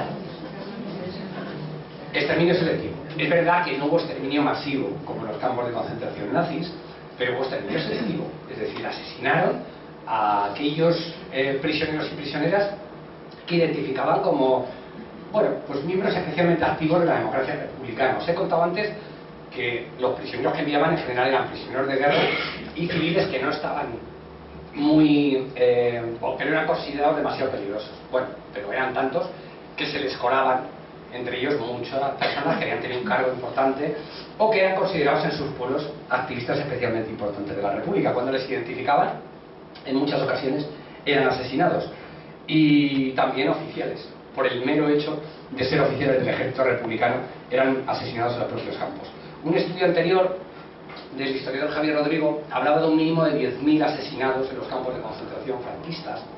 Él identificó 188 campos, yo he identificado 303. Ya solo por eso nos podemos hacer una idea de que el número de víctimas tuvo que ser muy superior. Yo no me atrevo a daros una, pero desde luego estamos hablando de decenas de miles de muertos, entre hambre, enfermedades, torturas, fusilamientos, etcétera, ¿no? Era tal el ambiente de piojos, de miseria que nos han descrito antes los prisioneros, que el número de muertes fue eso, un exterminio selectivo por un lado, de asesinar a los destacados, pero también un exterminio, digamos, aleatorio, por las pésimas condiciones de vida a las que los sometía. Uno de los objetivos más importantes, el segundo, clasificación, realmente era investigación. No querían que ningún prisionero saliera en libertad sin haber sido investigado y, en su caso, depurado, ¿no? Entonces hacían un procedimiento muy chujo. Aquí encontré bastantes cartas en el archivo de Aranjuez, de varios campos de concentración. Enviaban cartas desde los campos a los ayuntamientos de las localidades en las que esos hombres o mujeres residían el 18 de julio del 36 y les pedían información. Información, obviamente, de sus antecedentes penales, ¿no? Era algo así como: queremos saber cuál fue su comportamiento durante la etapa del dominio rojo y estas cosas, ¿no? Bueno, de la respuesta que llegara del ayuntamiento, que además solo podían darla a tres autoridades: el jefe de la Guardia Civil, el alcalde franquista o el cura del pueblo. Es curioso, pero así aparece además en los documentos franquistas. No es una cosa que luego, digamos, se hiciera sobre la marcha, sino que aparecía así en los documentos, que tenía que ser una de esas autoridades. De la respuesta que llegara dependía el futuro del prisionero. Si decía que era una persona, bueno, de una familia católica que le habían obligado a alistarse, salía en libertad. Y si en cambio la información era no iba a misa y era un agitador y de ideas marxistas, bueno, pues su destino solía ser la cárcel o el asesinato directo, o si no la cárcel, y a partir de ahí un juicio sumarísimo que podía acabar también en el paredón. Había como tres grupos, ¿no?, en los que se les clasificaba. Uno era este que os comento, es decir, los que claramente eran, o estos dos que os he comentado, eran los que los ponían en libertad, los que los mandaban a prisión para ser juzgados, y luego había un tercero que eran los que, bueno, de esa información se deducía que eran miembros o adictos, digamos, a la democracia republicana, simpatizantes de la democracia republicana, pero bueno, no especialmente peligrosos, por decirlo de alguna manera, ¿no? O bien, directamente no tenían información de ellos, no les llegaba ningún tipo de información, les consideraban dudosos. Bueno, pues con esos dudosos y con esos no demasiado peligrosos, permanecían en los campos de concentración y cumplían el resto de los objetivos: explotación laboral en los propios campos y también, como os he mencionado, en esos batallones de trabajos forzados, castigo y confinamiento. No nos podemos olvidar, es que en sí todo lo que hemos hablado de las condiciones de vida, ese sufrimiento, ese hambre, esos piojos, esos maltratos, esas vejaciones, era parte de los objetivos. O sea, estos hombres y mujeres tenían que sufrir por lo que habían hecho y tenían que, si salían con vida, salir, digamos, aleccionados y aterrorizados, ¿no? Por lo cual todo lo que hemos hablado de sufrimiento era otro de los objetivos: castigo y confinamiento. Y el último, que quizás es uno de los, no sé si más importante, pero a mí de los que más escalofrío me provocó, era el que ellos mismos definían como reeducación. Les querían reeducar, ¿no? Lavar el cerebro. Les habían derrotado en el campo de batalla, también les querían derrotar en el terreno, digamos, intelectual o ideológico. Y fijaros que hasta es muy curioso porque se lo explicaban ellos mismos, a los prisioneros me refiero. Esto de aquí es un librito que les entregaron a los prisioneros del campo de concentración de San Marcos en León, lo que hoy es el Parador de Turismo de León, ese edificio maravilloso, ese hotel maravilloso. Bueno, fue uno de los peores campos de concentración del franquismo, yo hablo mucho de él en el libro. Pues en el 39 les entregaron a los prisioneros, algunos de ellos, para que compartieran con los compañeros, un librito de, digamos, propaganda, ¿no? Y en él, aparte de hablarles de lo malo que era el aborto, del divorcio, de lo buena que eran los puntos de la falange y las amenazas del marxismo, cosas por el estilo, les decían directamente qué eran los campos de concentración. Claro, es una explicación para los propios prisioneros que estaban allí sufriendo. ¿Y qué les decían? Abro comillas: no son solo un redil más o menos cómodo donde estáis encerrados. Aspiramos a que unos salgáis de ellos espiritual y patrióticamente cambiados, otros con estos sentimientos revividos y todos viendo que nos hemos ocupado de enseñaros el bien y la verdad. O sea, fijaros que hasta se lo están diciendo a ellos, a que aquí venimos a enseñaros el bien y la verdad, ¿no? O sea, venimos a reeducaros. Fue uno de los objetivos más importantes, de los que más documentos hay, curiosamente, y de los que hay cosas, como os decía antes, un poco más escalofriantes.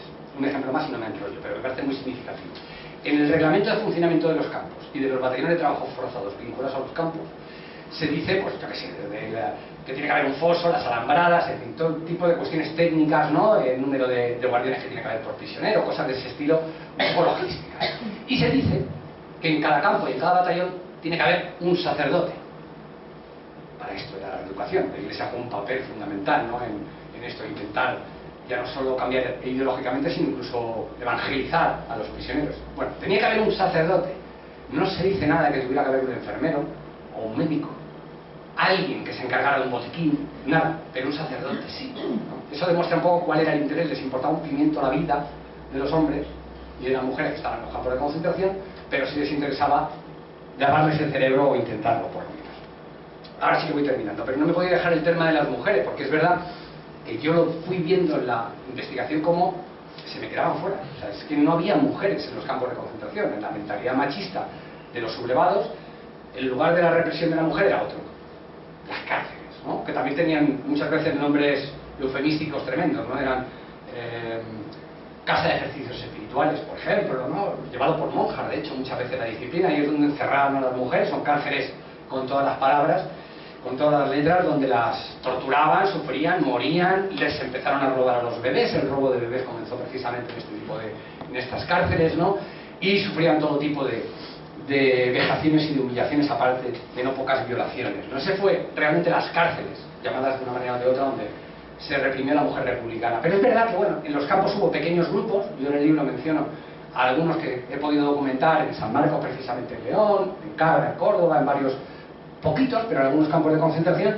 Y si hay un lugar que es, de alguna manera, bueno, puede ser el símbolo, ¿no? de la represión a la mujer en los campos de concentración franquistas, que es el campo de concentración que había en la playa de Arnao, en lo que es hoy el municipio de Castropol, en Asturias. Allí, durante toda la guerra, bueno, desde el 37, hubo un campo de concentración, digamos, como los demás, ¿no? Todo lo que hemos hablado en esta charla, sobre todo hombres, bueno, todo lo que hemos estado hablando. Pero cuando acaba la guerra, a los pocos meses, es reconvertido por las autoridades franquistas en un campo de concentración dirigido a perseguir a la guerrilla antifranquista, al maquis, que ya estaba operando en los montes de Asturias, de León, en otros lugares de España.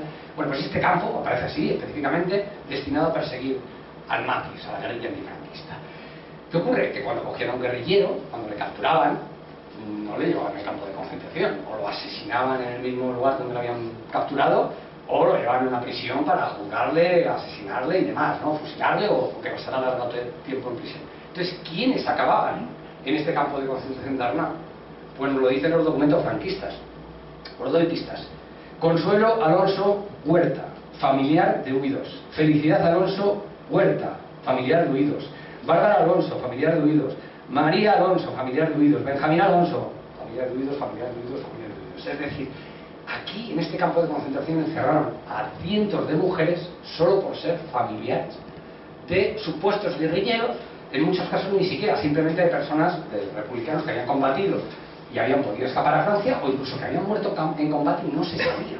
El hecho de que hubieran un estado en el ejército republicano ya convertía a estas mujeres en sospechosas y acabaron muchas de ellas en este campo de concentración, y en ocasiones incluso con sus niños no tenían con quién dejarlos, y tenemos documentada la existencia de niños de 7 y de 8 años en este terrible campo de concentración de Asturias. Ahora sí que termino con lo último, que es liberados, ¿no? Bueno, liberados, los que consiguieron sobrevivir. Yo creo que nunca, ¿no? Lo sabéis bien, tuvieron una verdadera libertad, primero por la dictadura en sí, donde tuvieron que volver a vivir, y segundo porque ellos mismos estaban en unas condiciones terribles, ya no solo por las secuelas físicas y psíquicas de su paso por los campos y por los batallones de trabajo forzados, sino porque estaban marcados. No les permitían acceder a un trabajo digno. Fijaros, Luis Ortiz, lo que me contó, este hombre de la boina, de la chapela que hemos visto en el vídeo, ¿no? Me dijo, yo cuando por fin consigo salir en libertad, me voy a mi empresa, él era un obrero cualificado, una empresa de Bilbao, allí, y le dice el patrón, que seguía siendo el mismo, y dice, no, yo mañana mismo te contrato, pero tienes que traer el papel, ahora es obligatorio, el papel sellado del sindicato único, ¿no? El sindicato falangista. Entonces Luis me contaba, y me planteé allí, y con un falangista con su camisa, y claro, se puso a mirar mis antecedentes, y me mira a la cara y me dice, no, ese trabajo no es para gente como usted. Para gente como usted tenemos, por ejemplo, un trabajo que consiste en bajar a los muertos desde las casas hasta la planta baja para que la recojan los carros. Ese es el tipo de trabajo para personas como usted. Así me lo contó Luis. Y luego me contó que al final consiguió el trabajo varios años después porque sobornó a ese funcionario falangista, ¿no? Que esa es otra de las cosas que también cuento en el libro, toda esa corrupción endémica del franquismo, que también se vio muy bien en el tema de los campos de concentración. Con lo cual, no podían conseguir trabajo, les habían expoliado a muchos de ellos, se habían quitado las tierras, se habían quitado las empresas, etcétera, etcétera. Tenían que presentarse ante la autoridad cada cierto tiempo, venía una visita oficial y les encerraban unos días antes en el calabozo por si se les ocurría hacer alguna protesta o algún atentado. Así que de esa manera yo creo que estos hombres y estas mujeres jamás acabaron de estar en libertad. Y de hecho luego tuvieron un último castigo, ¿no? Que eso ya tenemos un poco la culpa a todos, ¿no? Yo creo que los que estamos aquí un poco menos, que es el olvido. El olvido. Y os lo ejemplifico. En este mapa, no sé si lo alcanzáis a ver, pero es un mapa de España que está en una pared. Este es el llamado mapa de los prisioneros. Estaba en la Plaza de Toros de la Manzanera, en Logroño. Este mapa lo hicieron los prisioneros porque esta Plaza de Toros fue un campo de concentración. Y los militares se les ocurrió que, bueno, pues hicieran un mapa en una pared y ahí iban a poner el avance de las tropas franquistas, el retroceso de la República, y así les iban a desmoralizar aún más a esos pobres prisioneros que estaban en el campo de concentración. Bueno, pues este mapa se quedó ahí, acabó la guerra, la Plaza de Toros dejó de ser campo de concentración y siguió ahí. Bueno, tampoco le llamaba la atención a nadie, ¿no? Pero ya volvió a ver toros y demás, iba la gente a los toros, veía el mapa de España, y el mapa de España aquí pues tampoco es tan extraño. Hasta 2002. Y en 2002 el ayuntamiento decidió derribar la Plaza de Toros, y una de las pocas personas que conocía el origen de ese mapa era Carlos Muntión, un investigador local, que cuando se enteró que iban a derribar la plaza se plantó en el ayuntamiento y le dijo, hay un trozo de historia ahí tremendo en una pared, hay que protegerla. El ayuntamiento, gobernado por el Partido Popular, le dijo que no, que eso se iba a demoler con el resto de la Plaza de Toros. Carlos no se rindió, se plantó en la Plaza de Toros, habló con los obreros, los que estaban allí trabajando, y dijo, oye, que me quiero llevar un trozo de pared. Que se quedan como muy extrañados, pero dijo, bueno, mañana la vamos a derribar, si te da tiempo, tú mismo, ¿no? Entonces él de su bolsillo pagó a unos operarios para que con una especie de radial, no me hagáis mucho caso porque yo de estas cosas técnicas no sé, pero la cortaron en trozos la pared, hicieron una especie de puzzle, por decirlo de alguna manera, la cargaron en una furgoneta, y cuando se iban a llevar, estamos hablando del año 2002, Se presentaron funcionarios del ayuntamiento, de ese mismo ayuntamiento que le había prohibido salvarlo, requisaron la furgoneta, se fueron con el mapa de los prisioneros y el mapa desapareció. Hasta 2014. Desde 2002 hasta 2014 hubo mociones en el ayuntamiento para que explicara el alcalde dónde estaba ese mapa. Bueno, hubo todo tipo de iniciativas. Hasta 2014 no se consiguió, por fin, había un cambio de gobierno además casualmente en el ayuntamiento, y se consiguió recuperar el mapa, que afortunadamente no había sido destruido, sino que permanecía en un almacén municipal, ¿no? Y de hecho hoy, si vais a Logroño, en la fosa de la Barranca, es una fosa común más importante allí, lo están exhibiendo. Ha sido vandalizado varias veces, pero todavía se exhibe el mapa de los prisioneros. Bueno, para mí es el símbolo de lo que ha sido la lucha contra el olvido, la lucha por la historia y la memoria en este país, ¿no? Una lucha de muchos, no voy a decir de pocos, de unos muchos, pero que ya no solo no han contado en general con la ayuda institucional, sino que muchas veces han tenido que luchar contra ella, como le ocurrió a Carlos Montiel. Y ahora sí que termino, pero termina Marcos Ana. Él, aunque estuvo poco tiempo en los campos de concentración y luego enseguida pasó a cárceles, fue uno de los prisioneros, el primero o el segundo, el que más o el segundo que más tiempo estuvo en las cárceles franquistas, ¿no? Y yo creo que, bueno, también es un poco un símbolo de lo que fueron los prisioneros de los campos y de lo que ellos deseaban. Antes decía, no teníamos rencor, no queríamos venganza como tal, ¿no? Queríamos ver triunfar nuestros ideales, ¿no? Bueno, pues cuando yo hacía esa entrevista, en un momento, él me paró y me dice, espérate, que te quiero recitar un poema, porque era lo que yo sentía allí, lo escribí en la cárcel de Ocaña, años después de dejar los campos de concentración, y cuando no sabía si iba a salir alguna vez, si iba a volver a ver la luz, ¿no? Entonces me imaginé cómo sería mi casa y qué haría en mi casa si alguna vez volvía a estar en libertad. Entonces se llama Sueño de Libertad. Yo creo que es un poco el sentimiento que debieron tener todos aquellos hombres y mujeres que pasaron por los campos de concentración, y nadie mejor que Marcos Ana para terminar esta charla y sobre todo para darnos ese sentimiento, ese sueño de libertad, que es como llamó a este poema. 1, 2, 3. Si salgo un día a la vida, mi casa no tendrá llaves, siempre abierta como el mar, el sol y el aire, que entre la noche y el día, y la lluvia azul, la tarde, el rojo pan de la aurora, la luna, mi dulce amante, que la amistad no detenga sus pasos a mis umbrales, y la golondrina al vuelo en el amor sus labios, nadie, mi casa y mi corazón nunca cerrados, que pasen los pájaros, los amigos, el sol y el aire. Muchas gracias.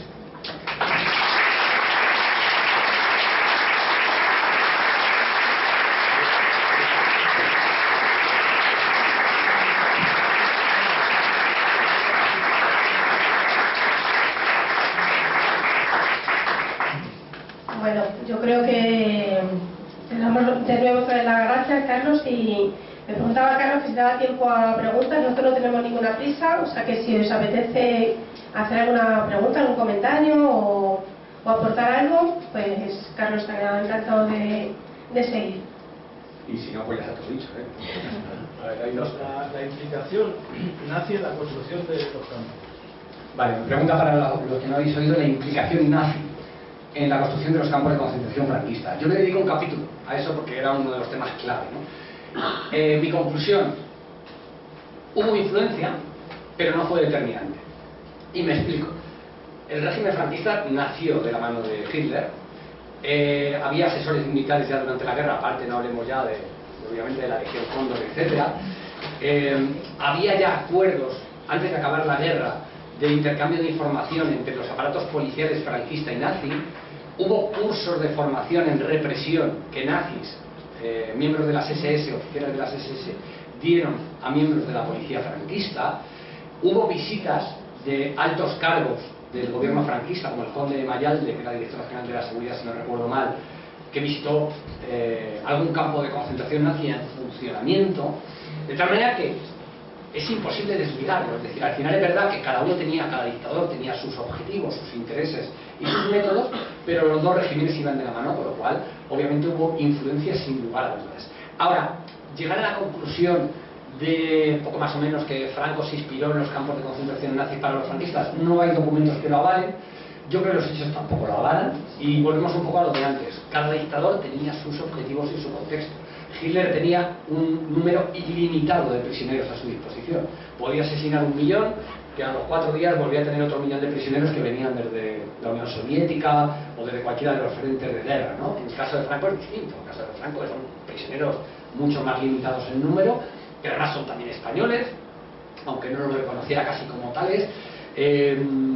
Tenía un problema de mano de obra tremendo después de la guerra, porque, por ejemplo, los mineros, el 95%, o habían muerto, o estaban en la cárcel, o estaban en el exilio, y así con bastantes grupos de trabajadores que se habían implicado, como era lógico, con la República, y necesitaba esa mano de obra. Es decir, no los podías terminar a todos.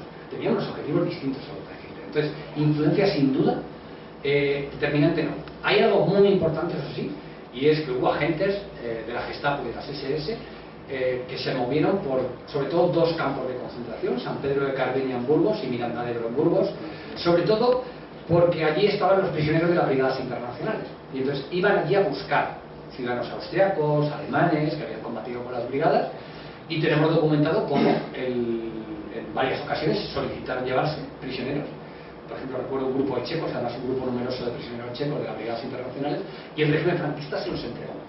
De tal manera que acabaron o bien asesinados o bien en campos de concentración nazis y demás. Y hay constancia, como digo, de que estos agentes se movían, obviamente como peor por su casa, por estos campos de concentración. Algún investigador ha llegado a hablar de que el campo de Miranda específicamente fue construido un poco más o menos que siguiendo las órdenes de un alto cargo de la Gestapo. No hay prueba documental y no parece que fuera así. No podemos descartarlo 100%, pero no lo parece. Insisto, cada uno tenía sus métodos y... El de Albatera, Sí. ¿lo conoces? Sí. Es que ese es igual que los campos nazis. Sí, bueno, me habla, los que no lo habéis oído, de Albatera, está en la provincia de Alicante, un campo importante, muy duro, muy terrible, y dice que efectivamente con razón que se parecía mucho a los campos nazis. No era el único. Es verdad que aquí hay una diferencia, digamos, con los campos nazis. Los campos nazis eran casi todos iguales. O sea, casi todos eran lo que tenemos en la imagen. Alambrada, los barracones, bueno, pues eso, Auschwitz, Buchenwald, Dachau y demás. Mauthausen es un poco una excepción, porque como sabéis tiene esa mole de granito y demás que tienen los propios prisioneros y demás, pero la mayoría son así. Y en el caso de los campos franquistas hay muchos que fueron así, muchísimos. Miranda de Ebro, de hecho, también fue así, exactamente igual y bastantes más. ¿Qué es lo que ocurre? Que en el caso franquista también aprovecharon muchas veces los edificios que existían. Convento de San Pascual, que lo tenéis aquí al lado, pero lo hemos hablado en los campos de Madrid, ¿no? Campos de fútbol, plazas de toros, conventos, monasterios, iglesias, colegios. Entonces hay esa pequeña, digamos, diferencia, que no todos eran así, pero hubo varios, bastante, un número importante, sobre todo los que se abren a partir de a partir de abril del 39, pero también hay algunos del principio de la guerra que son muy, muy parecidos a lo que eran los campos nazis. Pero insisto, no hay documentación que avale y no lo parece. O sea, yo si te dijera, mira, parece que sí, pero no tenemos pruebas.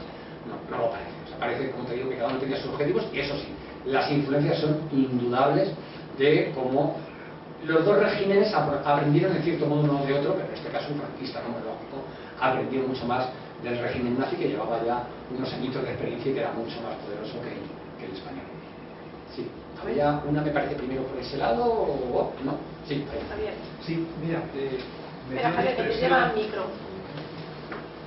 No, me dio la impresión a partir de los primeros trabajos que hizo Mirta Núñez de Ayala, o el propio Javier, o en tu relación de tuit del reportado, que se está hablando a posteriori del universo concentracionario y represivo en masculino plural, y sin embargo el papel de la mujer, que también había tenido cierto papel combatiente, incluso desempeñó unas funciones muy importantes en la resistencia posterior a la guerra, no ha tenido mucha repercusión. Te lo digo porque parece como que no, esto, la represión contra la mujer fue una cosa muy tardía, muy esporádica y casi mínima. Y yo me acuerdo que, por ejemplo, en Aranjuez, la cárcel de mujeres, que luego se llamó Preventorio, nace casi en el mismo año, provisionalmente, que nace el campo de concentración de San Pascual. Y recuerdo que cuando ya se institucionaliza, en enero del 40 se traen a una a una falangista funcionaria de prisiones que era la directora de la cárcel de mujeres de Oropesa, que también era bastante cruda en este aspecto. También recuerdo que muchos contingentes de mujeres, ya en el 39, finales del 39, parece que eran trasladadas a la cárcel de Saturarán, en Motrico. Yo creo que los primeros trabajos que hizo la sociedad Aranzadi, que trató de sistematizar todas las revoluciones que hubo en este campo, al menos 4 o 5 mujeres, una de 60 y tantos años, una bebé de 3 años y una madre, aparecían en los listados. Y a mí me ha sorprendido mucho que todos los trabajos de historiografía que se han realizado, ya te digo, se hayan realizado en términos de masculinos plurales. No conocemos ningún caso de algún estudio que ponga en valor la victimización de la mujer en ese universo constitucionario. Te lo digo porque también en el caso de mi familia tuve tres tías que habían sido sometidos a un expediente, a un juicio, estuvieron como 2 años en la cárcel de Ventas y sí fueron sometidas a juicio, fueron sometidas a expulsión y resultaron condenadas y cumplieron la condena. Te lo digo porque me resulta muy extraño. Sí, ¿no? yo estoy plenamente de acuerdo contigo. Creo que no he dicho nada parecido a... No, vale. No lo digo porque a veces es verdad que cuando expresamos y estamos hablando una hora puedes decir alguna cosa que o lo explicas mal o se malinterpreta. Desde luego, en ningún momento... No estoy disintiendo. Claro. En ningún momento, vamos, porque además no fue así, no es verdad. La verdad es lo que dices tú, la represión fue desde el minuto 1. O sea, contra la mujer exactamente igual que contra el hombre. He puesto el ejemplo de Galicia y demás. Es verdad que en este trabajo de investigación, y por eso me gusta meter ese ejemplo del campo de Arnau, es la realidad la que nos obliga a hablar de hombres muchísimo más que de mujeres, porque es que fue una herramienta represiva centrada especialmente en hombres, ¿no? Y aún así, claro, no se puede hablar de toda la charla, ¿no? Yo le dedico bastante espacio, por ejemplo, a hablar del sufrimiento de las familias de estos prisioneros, que es otra de las cosas que siempre se ha dejado bastante de lado y que es necesario resaltar, no como mujeres que iban a campos de concentración para ver a sus maridos, hacía lo mismo en las cárceles, eran violadas. O, bueno, sí, eran violadas exactamente igual, ¿no? Pero muchas veces con la amenaza de o hacer lo que yo te diga, o me haces lo que yo te diga, o tu marido o tu hijo lo va a pasar fatal, ¿no? Que hacían muchos de los guardianes. O sea que es evidente que la represión fue desde el principio, fue brutal, fue sistemática, y también es evidente, es verdad, que en el conjunto de este tema que es la represión franquista, que ya de por sí, aunque quienes estamos aquí conocemos mucho y conocemos muchos trabajos, pero en general es muy desconocida, entre otras cosas porque en la educación, en los centros escolares no se ha dado ni se sigue dando como se debería dar, pues ya que es escondida, desde luego que hay todavía más ocultación o está todavía más en un segundo plano el tema de la represión contra la mujer, como ocurre en casi todos los ámbitos de la sociedad, que contra el hombre, por lo cual es necesario, por supuesto, el incidir y el realizar muchos más trabajos en esa línea. Aún así, tú también lo has mencionado, y hay trabajos muy buenos. Saturarán tiene, por ejemplo, muchísimas investigaciones en la cárcel de Ventas, aquí en Madrid, ¿no? O la cárcel de Barcelona, muy centradas obviamente en lo que fueron lugares de represión. Y desde luego que fue exactamente igual, con la misma crueldad, incluso más, ¿no? Porque siempre, al final, cuando se reprime a una mujer, encima se utiliza siempre o muchas ocasiones esa vejación sexual, esa violación, ¿no? ese abuso, ese maltrato, que en el caso de los hombres no lo es, ¿no? Con lo cual siempre tenían un plus añadido, incluyendo, y no rollo más, el tema del robo de bebés, que es otro de los grandes desconocidos de nuestra historia y en el que sí que tenemos que seguir incidiendo, ¿no? Esos miles y miles de bebés robados desde el principio, desde la propia guerra, ¿no? Y estos campos de concentración, estas primeras cárceles, hasta pues épocas más recientes, ¿no? Al principio por motivo ideológico, quitemos a estos niños para que no los eduquen familias republicanas y los eduquen los nuestros, ¿no? En los valores de la Nueva España, y que acabó convirtiéndose, como casi siempre ocurre en estos sitios, en un negocio. Al final era realmente ya una compraventa una compraventa de bebés, aunque siempre en el caso de la madre eran robados, ¿no? O sea que sí hay que insistir, desde luego yo coincido contigo en el tema de difundir más y de investigar todavía más el tema de la represión contra la mujer. Un segundito. Sí.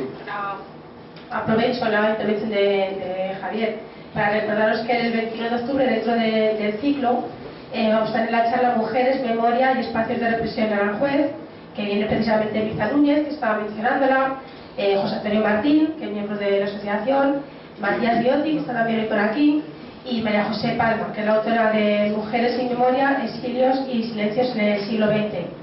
Y para el tema de los bebés, de la aprobación de bebés, en el ciclo del año pasado tuvimos una charla también impartida por Matías, que como os decía se puede recuperar en el blog de la Casa Negra. Está todo el audio, si os interesa verlo. Pues una aclaración, dos cosas pero muy sencillas. Yo he leído que el ideólogo de todo esa labor tan grande de reciclar a los presos y darles trabajo es un jesuita. Sí. Parte del conocimiento es la Pérez Iglesia de Católica. Pulgar, sí. No sé si la pregunta, pero... Sí, bueno, a lo mejor no. Es de un jesuita, no me acuerdo del nombre, pero creo el padre que... Pérez de Pulgar, sí. Sí, que es el que, vamos, el lumbreras de esa época. Y la segunda es, nosotros, a ver, Carlos, los campos de concentración en España, fenomenal, porque estamos muy identificados y cada vez ojalá consigamos más. Pero la cantidad de presos que se han ido a los campos de concentración alemanes solamente por ser españoles y apátridas, como les denominó Franco, ahí no hay una relación de todo ese tipo de personas que acabaron en esos campos. Porque gracias a los españoles, en el campo de Sachsenhausen, que hay una placa solamente conmemorativa del pueblo vasco, de los catalanes, ahí estuvieron 1.500 españoles, que gracias a 1.500 españoles se salvaron montones de vidas en el campo, porque estaban súper organizados. De hecho, ahí muere en ese campo el hijo de Stalin, y Lalo Caballero pasa 4 años en la enfermería como preso político. Y ese campo estuvo lleno, hasta ese y muchísimos más. O sea que se añade todavía más volumen a los campos. Sí, sin duda. Bueno, lo de Pérez del Pulgar, que es interesante, ¿no? Porque es verdad, hay que distinguir un poco, os decía, lo de las distintas herramientas de la represión franquista. Pérez del Pulgar no tiene nada que ver con lo que hemos hablado hoy. O sea, Pérez del Pulgar es el ideólogo del Patronato de la Redención de Penas por el Trabajo. O sea, es el tipo que, digamos, le dice a Franco, oye, vamos a aprovechar, en este caso, los que tenemos en las cárceles, no hablamos por tanto de campos de concentración, los que tenemos en las cárceles, ya condenados, cumpliendo condena, y les hacemos trabajos forzados y a cambio le vamos reduciendo la condena. Por cada X días trabajados, les damos una reducción de condena. Bueno, sobre todo eso, efectivamente, hizo un panegírico, o sea, un libro en el que lo explicaba y que encima como que era la obra de Dios, ¿no? O sea, es que vamos a redimir a estos pecadores, les vamos a redimir con el trabajo, que es la mejor forma, trabajando con el sudor de su frente, y además de paso pues se van a reconvertir y todo ese tipo de cosas. O sea que sí, Pérez del Pulgar, de hecho, fue el presidente del Patronato de Redención de Penas por el Trabajo. Pero insisto, eso es, digamos, de la otra herramienta de represión de trabajos esclavos, la que me he referido, que duró hasta el 70, que acabó haciendo la Corona de Minos Sierra, el Valle de los Caídos, etcétera, etcétera. Sobre los campos nazis, sin duda, pero vamos, yo te digo, los campos nazis y los españoles en los campos nazis, dentro de este desconocimiento general que hay en España, creo que son más conocidos. O sea, porque Mauthausen, bueno, aparte de que se estudian más o menos en el sistema educativo, desde lo hace mucho tiempo, pero bueno, se va conociendo más. Y te voy a dar la explicación, o la que yo creo que es la explicación del por qué. Es verdad que era un tema muy silenciado también. Yo publiqué mi libro, precisamente mi primer libro va de eso, de los españoles en los campos nazis, en 2015, y se había hablado y se había investigado y se habían hecho libros buenísimos, pero era un tema que todavía estaba como muy ignorado y muy desconocido. Luego, ya poco a poco se ha ido avanzando y digamos que ha explotado bastante. O sea, ahora hay muchos monumentos, se hacen bastantes actos, falta mucho todavía, pero se ha avanzado muchísimo. Yo creo que se ha avanzado muchísimo porque al final decir que, bueno, como estuvieron en los campos de Hitler era malo, hombre, ahí hasta Vox le da cosa decir que no, ¿no? También, también lo hace, porque, vamos, tenemos constancia de cómo en varios, yo sigo muy de cerca el tema, como muchos ayuntamientos, o en algunos ayuntamientos, se han opuesto directamente a que se haga un monumento o que se le ponga unas placas a víctimas de los campos nazis, El PP también lo ha hecho, pero menos, pero Vox en algunas ocasiones. Pero es verdad que en conjunto queda menos, hombre, menos, voy a decirlo, ¿no? Políticamente correcto, negarte a que se conozca estos que los mató Hitler o que estuvieron ahí sufriendo por Hitler, pero no metamos con Franco. Y os doy una anécdota brevísima. Cuando yo presenté ese libro, a mí me invitaron de muchos medios, como ha ocurrido con este segundo, pero me invitaron de más medios. Y entre ellos algunos medios, bueno, bastante conservadores, ¿no? Como Intereconomía o la cadena COPE. Y cuando me entrevistaban, claro, iba por ahí, ¿no? ¡Ay, pobrecitos, no! Y estuvieron en los campos nazis, qué pena, ¿no? Y tal, todo mi rollo. Y ya en el momento que yo podía decir, bueno, aquí hay que tener claro una cosa, esta gente acabó en los campos nazis por Franco, no por Hitler, por Franco. Porque fue Franco el que negoció con Hitler, sabía que estaban allí, les había informado el gobierno alemán, y fue Franco el que dio la orden a Hitler, o el que le pidió a Hitler que le hiciera el trabajo sucio y los enviara. Y yo veía como la cara del que me entrevistaba iba cambiando de color. Y le digo, pues claro, es que con Hitler nos metemos todos, más o menos, o casi todos, ¿no? Pero no, tío, pero me están tocando a Franco, y ahí entramos en el tema y demás, ¿no? Entonces, yo creo que eso responde mucho a por qué hemos conseguido avanzar mucho más, aunque nos falta mucho todavía, en el terreno de reconocimiento a los españoles y españolas que estuvieron en los campos nazis, 9.300 es la última cifra que tenemos, y lo que sí te digo, eso sí, hay hasta base de datos, o sea, sí tenemos, nos falta alguno por conocer, sobre todo de campos más pequeños, que de hecho se siguen descubriendo, pero por ejemplo Mauthausen, Buchenwald, Dachau y demás los tenemos muy bien documentados y los tenemos con nombres y apellidos a casi todos. Pues esperamos el libro. Ya está, el 2015 el libro. El de los campos... Los últimos españoles de Mauthausen se llama Sí, sí. Y ahí vienen todos.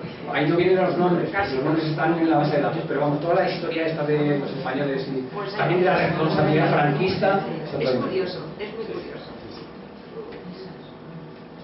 Recordar que en Aranjuez hubo 13 deportados en los campos nazis, que sí existe una placa en el ayuntamiento, y hoy además contamos con dos de los familiares de uno de los deportados. Sí, hola, buenas tardes. Me ha conmovido especialmente la figura del tío abuelo y de todos los testimonios que hemos escuchado, creo que han sido 2 o 3 personas. Me ha llamado la atención la integridad, la determinación y la convicción de esta generación y lo que tú dices, los ideales que ellos transmitían, que en muchas ocasiones me parecen hasta futuristas, ¿no?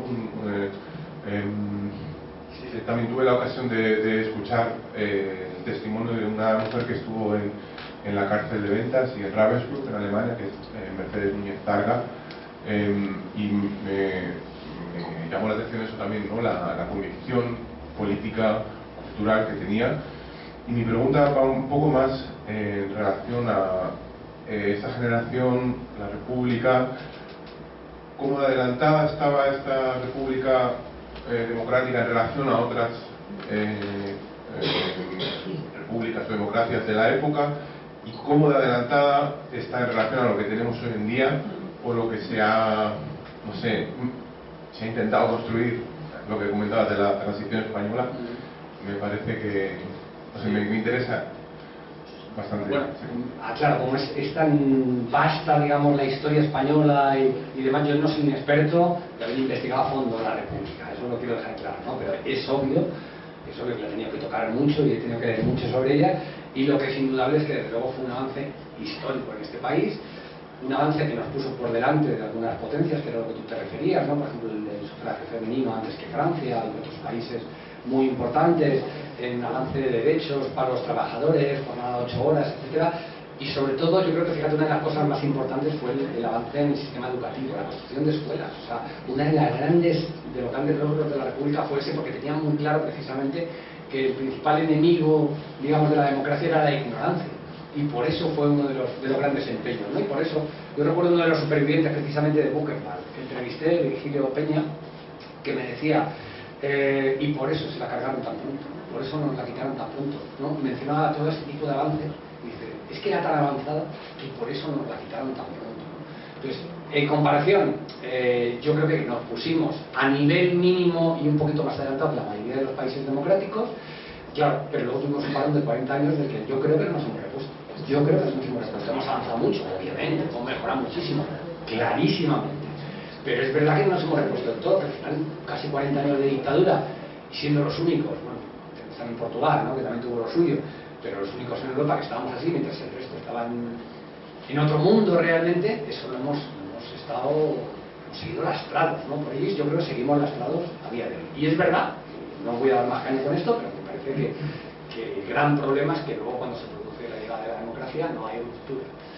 Y esa ruptura era la que hubiera sido imprescindible para que precisamente hubiéramos avanzado mucho más deprisa y sin tener que arrastrar los fantasmas y las mentiras, sobre todo, ¿no?, de lo que teníamos atrás, ¿no? Yo creo que una democracia que se construye en base al silencio y en base a mentiras es una democracia que tiene un crecimiento bastante débil, ¿no? Y creo que eso lo estamos viendo de alguna manera. ¿Habría extrema derecha en España si hubiéramos hecho las cosas como hubiéramos tenido que hacer? Que sobre todo era estas cosas, es decir, poner en los libros de historia y en la educación, en el sistema educativo, lo que ocurrió realmente, nada más, es decir, contar lo que ocurrió en este país.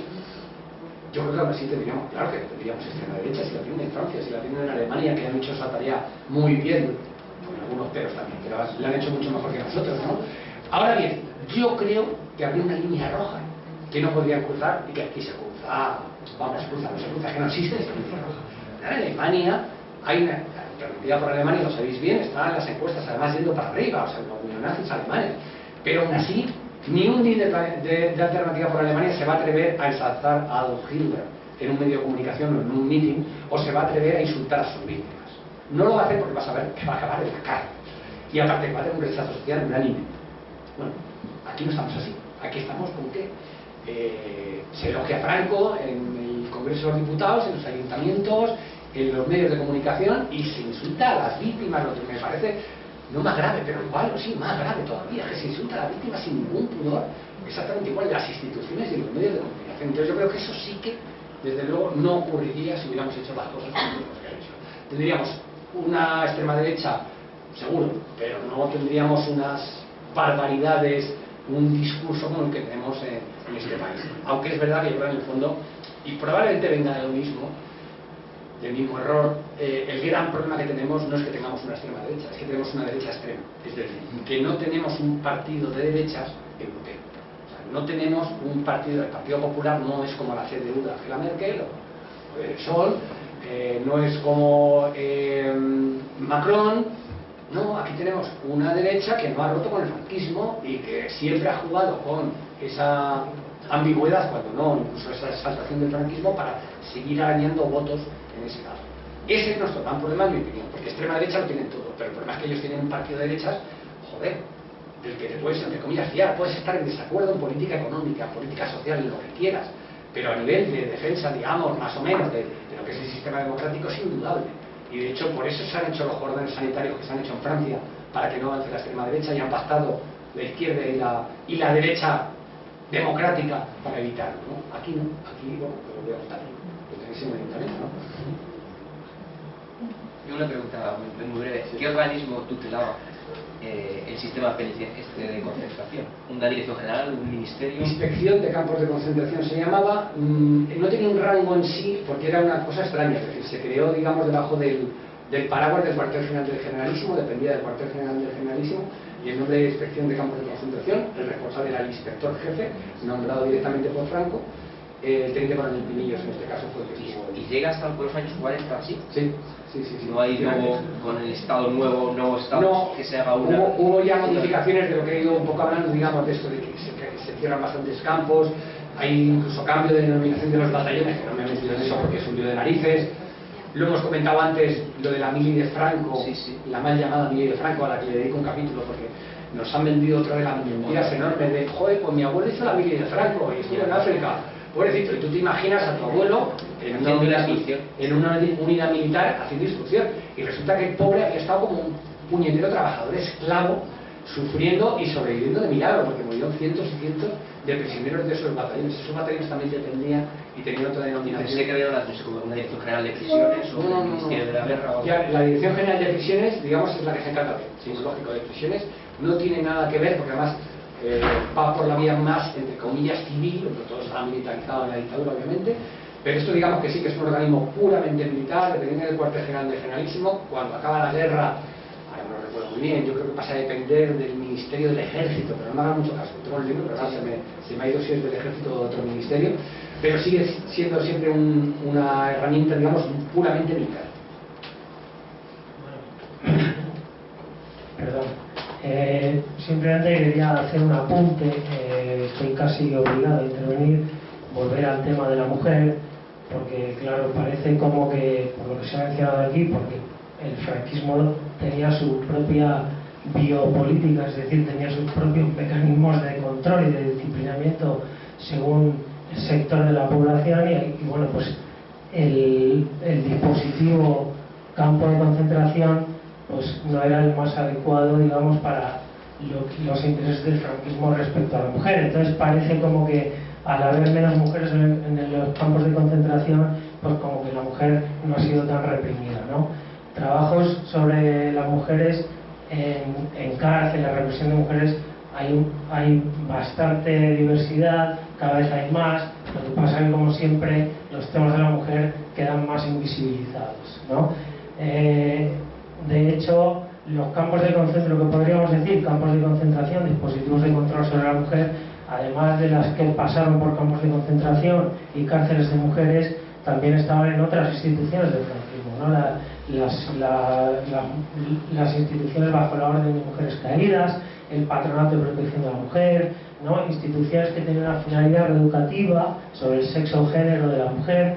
No podemos olvidar que el franquismo, uno de los objetivos fundamentales de control y de disciplinamiento sobre la subjetividad política de la población era la familia y la mujer. Toda mujer que no se ceñía al perfil nacional católico de la selección femenina de Falange quedaba bajo sospecha, ¿no? Es decir, ahí está el libro de Raquel Osborne, de Mujeres bajo sospecha, ¿no? Y otros dispositivos de poder fuera de los campos de concentración, que no se puede decir si eran mejor o peor, pero eran horrorosos y terribles, pues es el Patronato de Protección de la Mujer, que no solo funcionó desde los inicios del franquismo, sino que se fue reconfigurando con esto que también se ha mencionado, de que el franquismo cambiaba los nombres de los centros, de las maneras de disciplinar. Pues bueno, el patronato se reconfiguró en el 52 y siguió funcionando hasta mediados de los años 80. O sea, y la apropiación de menores, que se sepa en este país, continuó como práctica bajo la gestión de congregaciones religiosas del integrismo católico hasta finales de los 90. O sea, es decir, ahí tenemos, es un tema muy largo y profundo para hablar, pero es significativo, digamos, de lo que fue la represión sobre la mujer. Hay miles de casos, el de Consuelo García del Cid, ¿no? Drogada con 14 años por su propio padre militar, con una monja que la internaron en uno de los centros del Patronato de Protección de la Mujer, que acabó en Peña Grande, ¿no? Que fue uno de los que duró hasta mediados de los años 80, dependiendo del Ministerio de Justicia de este país. El papel, la represión sobre la mujer está tan invisibilizada hasta el punto de que la apropiación de menores, porque para mí no fueron solo bebés, o sea, fueron menores los que se apropiaba el franquismo, la apropiación de menores,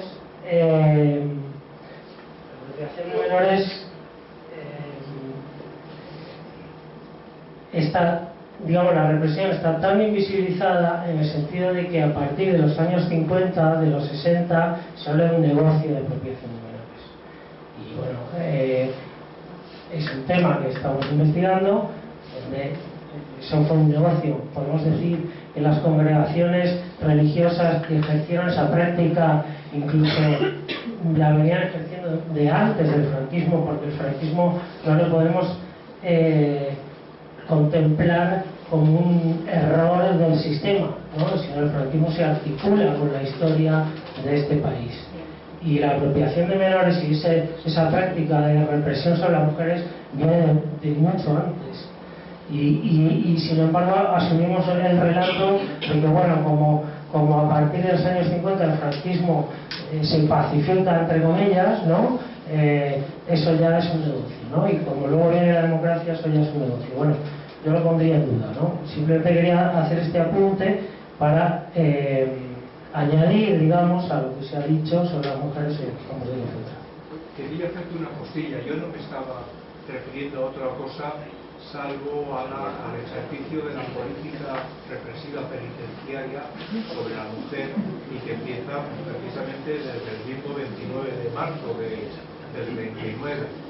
Soy consciente también que luego, un año o 2 años después, la cárcel de mujeres de Aranjuez se transforma en una especie de preventorio de la mujer marina o algo así por el estilo. Pero me estaba refiriendo un poco a como que toda la historiografía pasa por encima de la represión que la mujer sufre en esos momentos por triple condición: por ser mujer, algunas veces por ser combatiente y otras veces por ser familiar, esposa o madre de un combatiente represaliado. No quería decir cosas.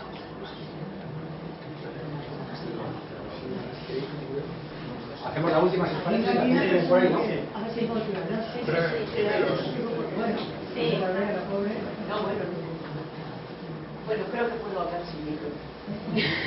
Así te oyen, por si nos están siguiendo por Facebook y estas cosas, te oyen mejor. Bueno, simplemente, Carlos, y todos los profesores que estéis aquí, pero bueno, Carlos, quisiera dar voz al agradecimiento.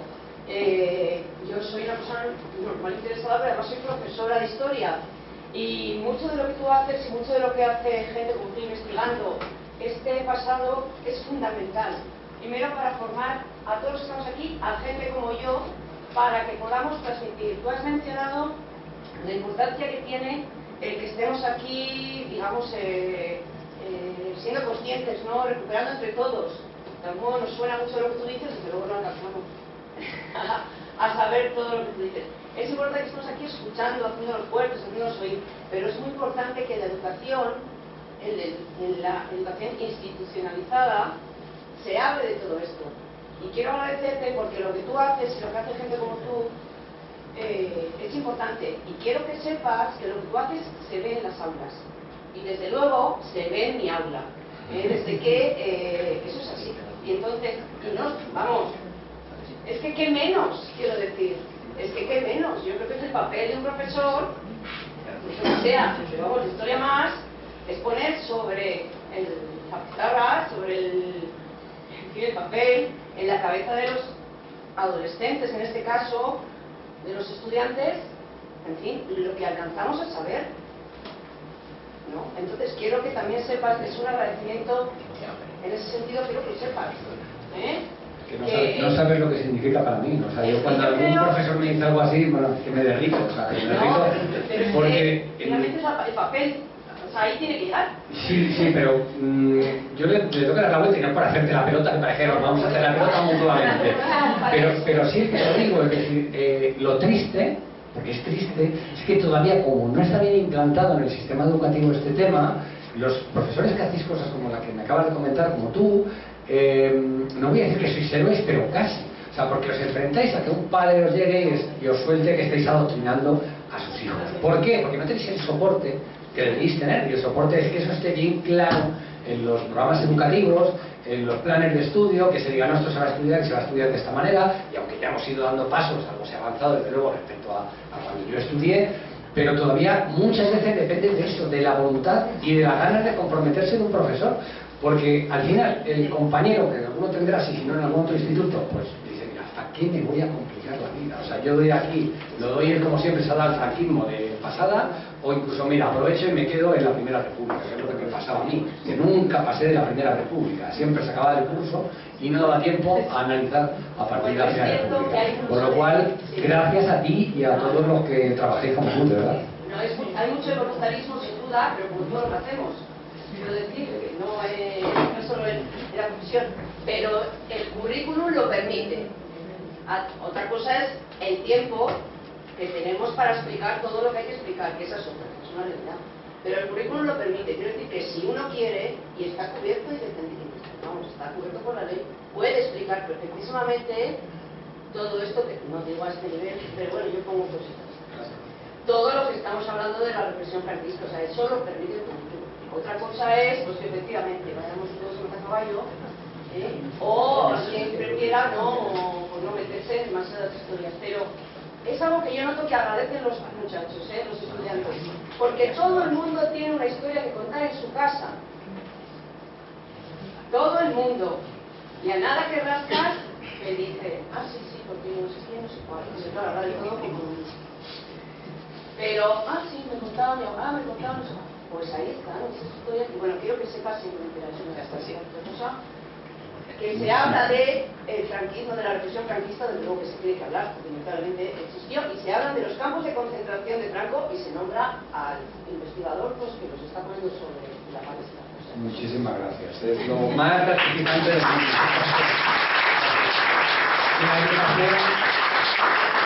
Y la educación es la clave de todo, como dicen varias veces en la charla, porque la educación es la clave de todo, porque, bueno, pues podemos intentar divulgar para que la gente, entre comillas, ya más mayor, lo conozca, pero la clave es que las nuevas generaciones lo vayan conociendo, porque esa es la mejor vacuna contra los totalitarismos, la mejor vacuna contra el fascismo. Y bueno, como decía, no soy capaz de parafrasearle, ¿no? Pero el profesor republicano que interpreta a Fernando Fernán Gómez en La lengua de la mariposa, ¿no? Como que una sola generación pueda aprender y pueda estudiar en libertad, habríamos dado un paso de gigante, ¿no? Bueno, ojalá con profesores como tú seguro lo conseguimos, ¿verdad?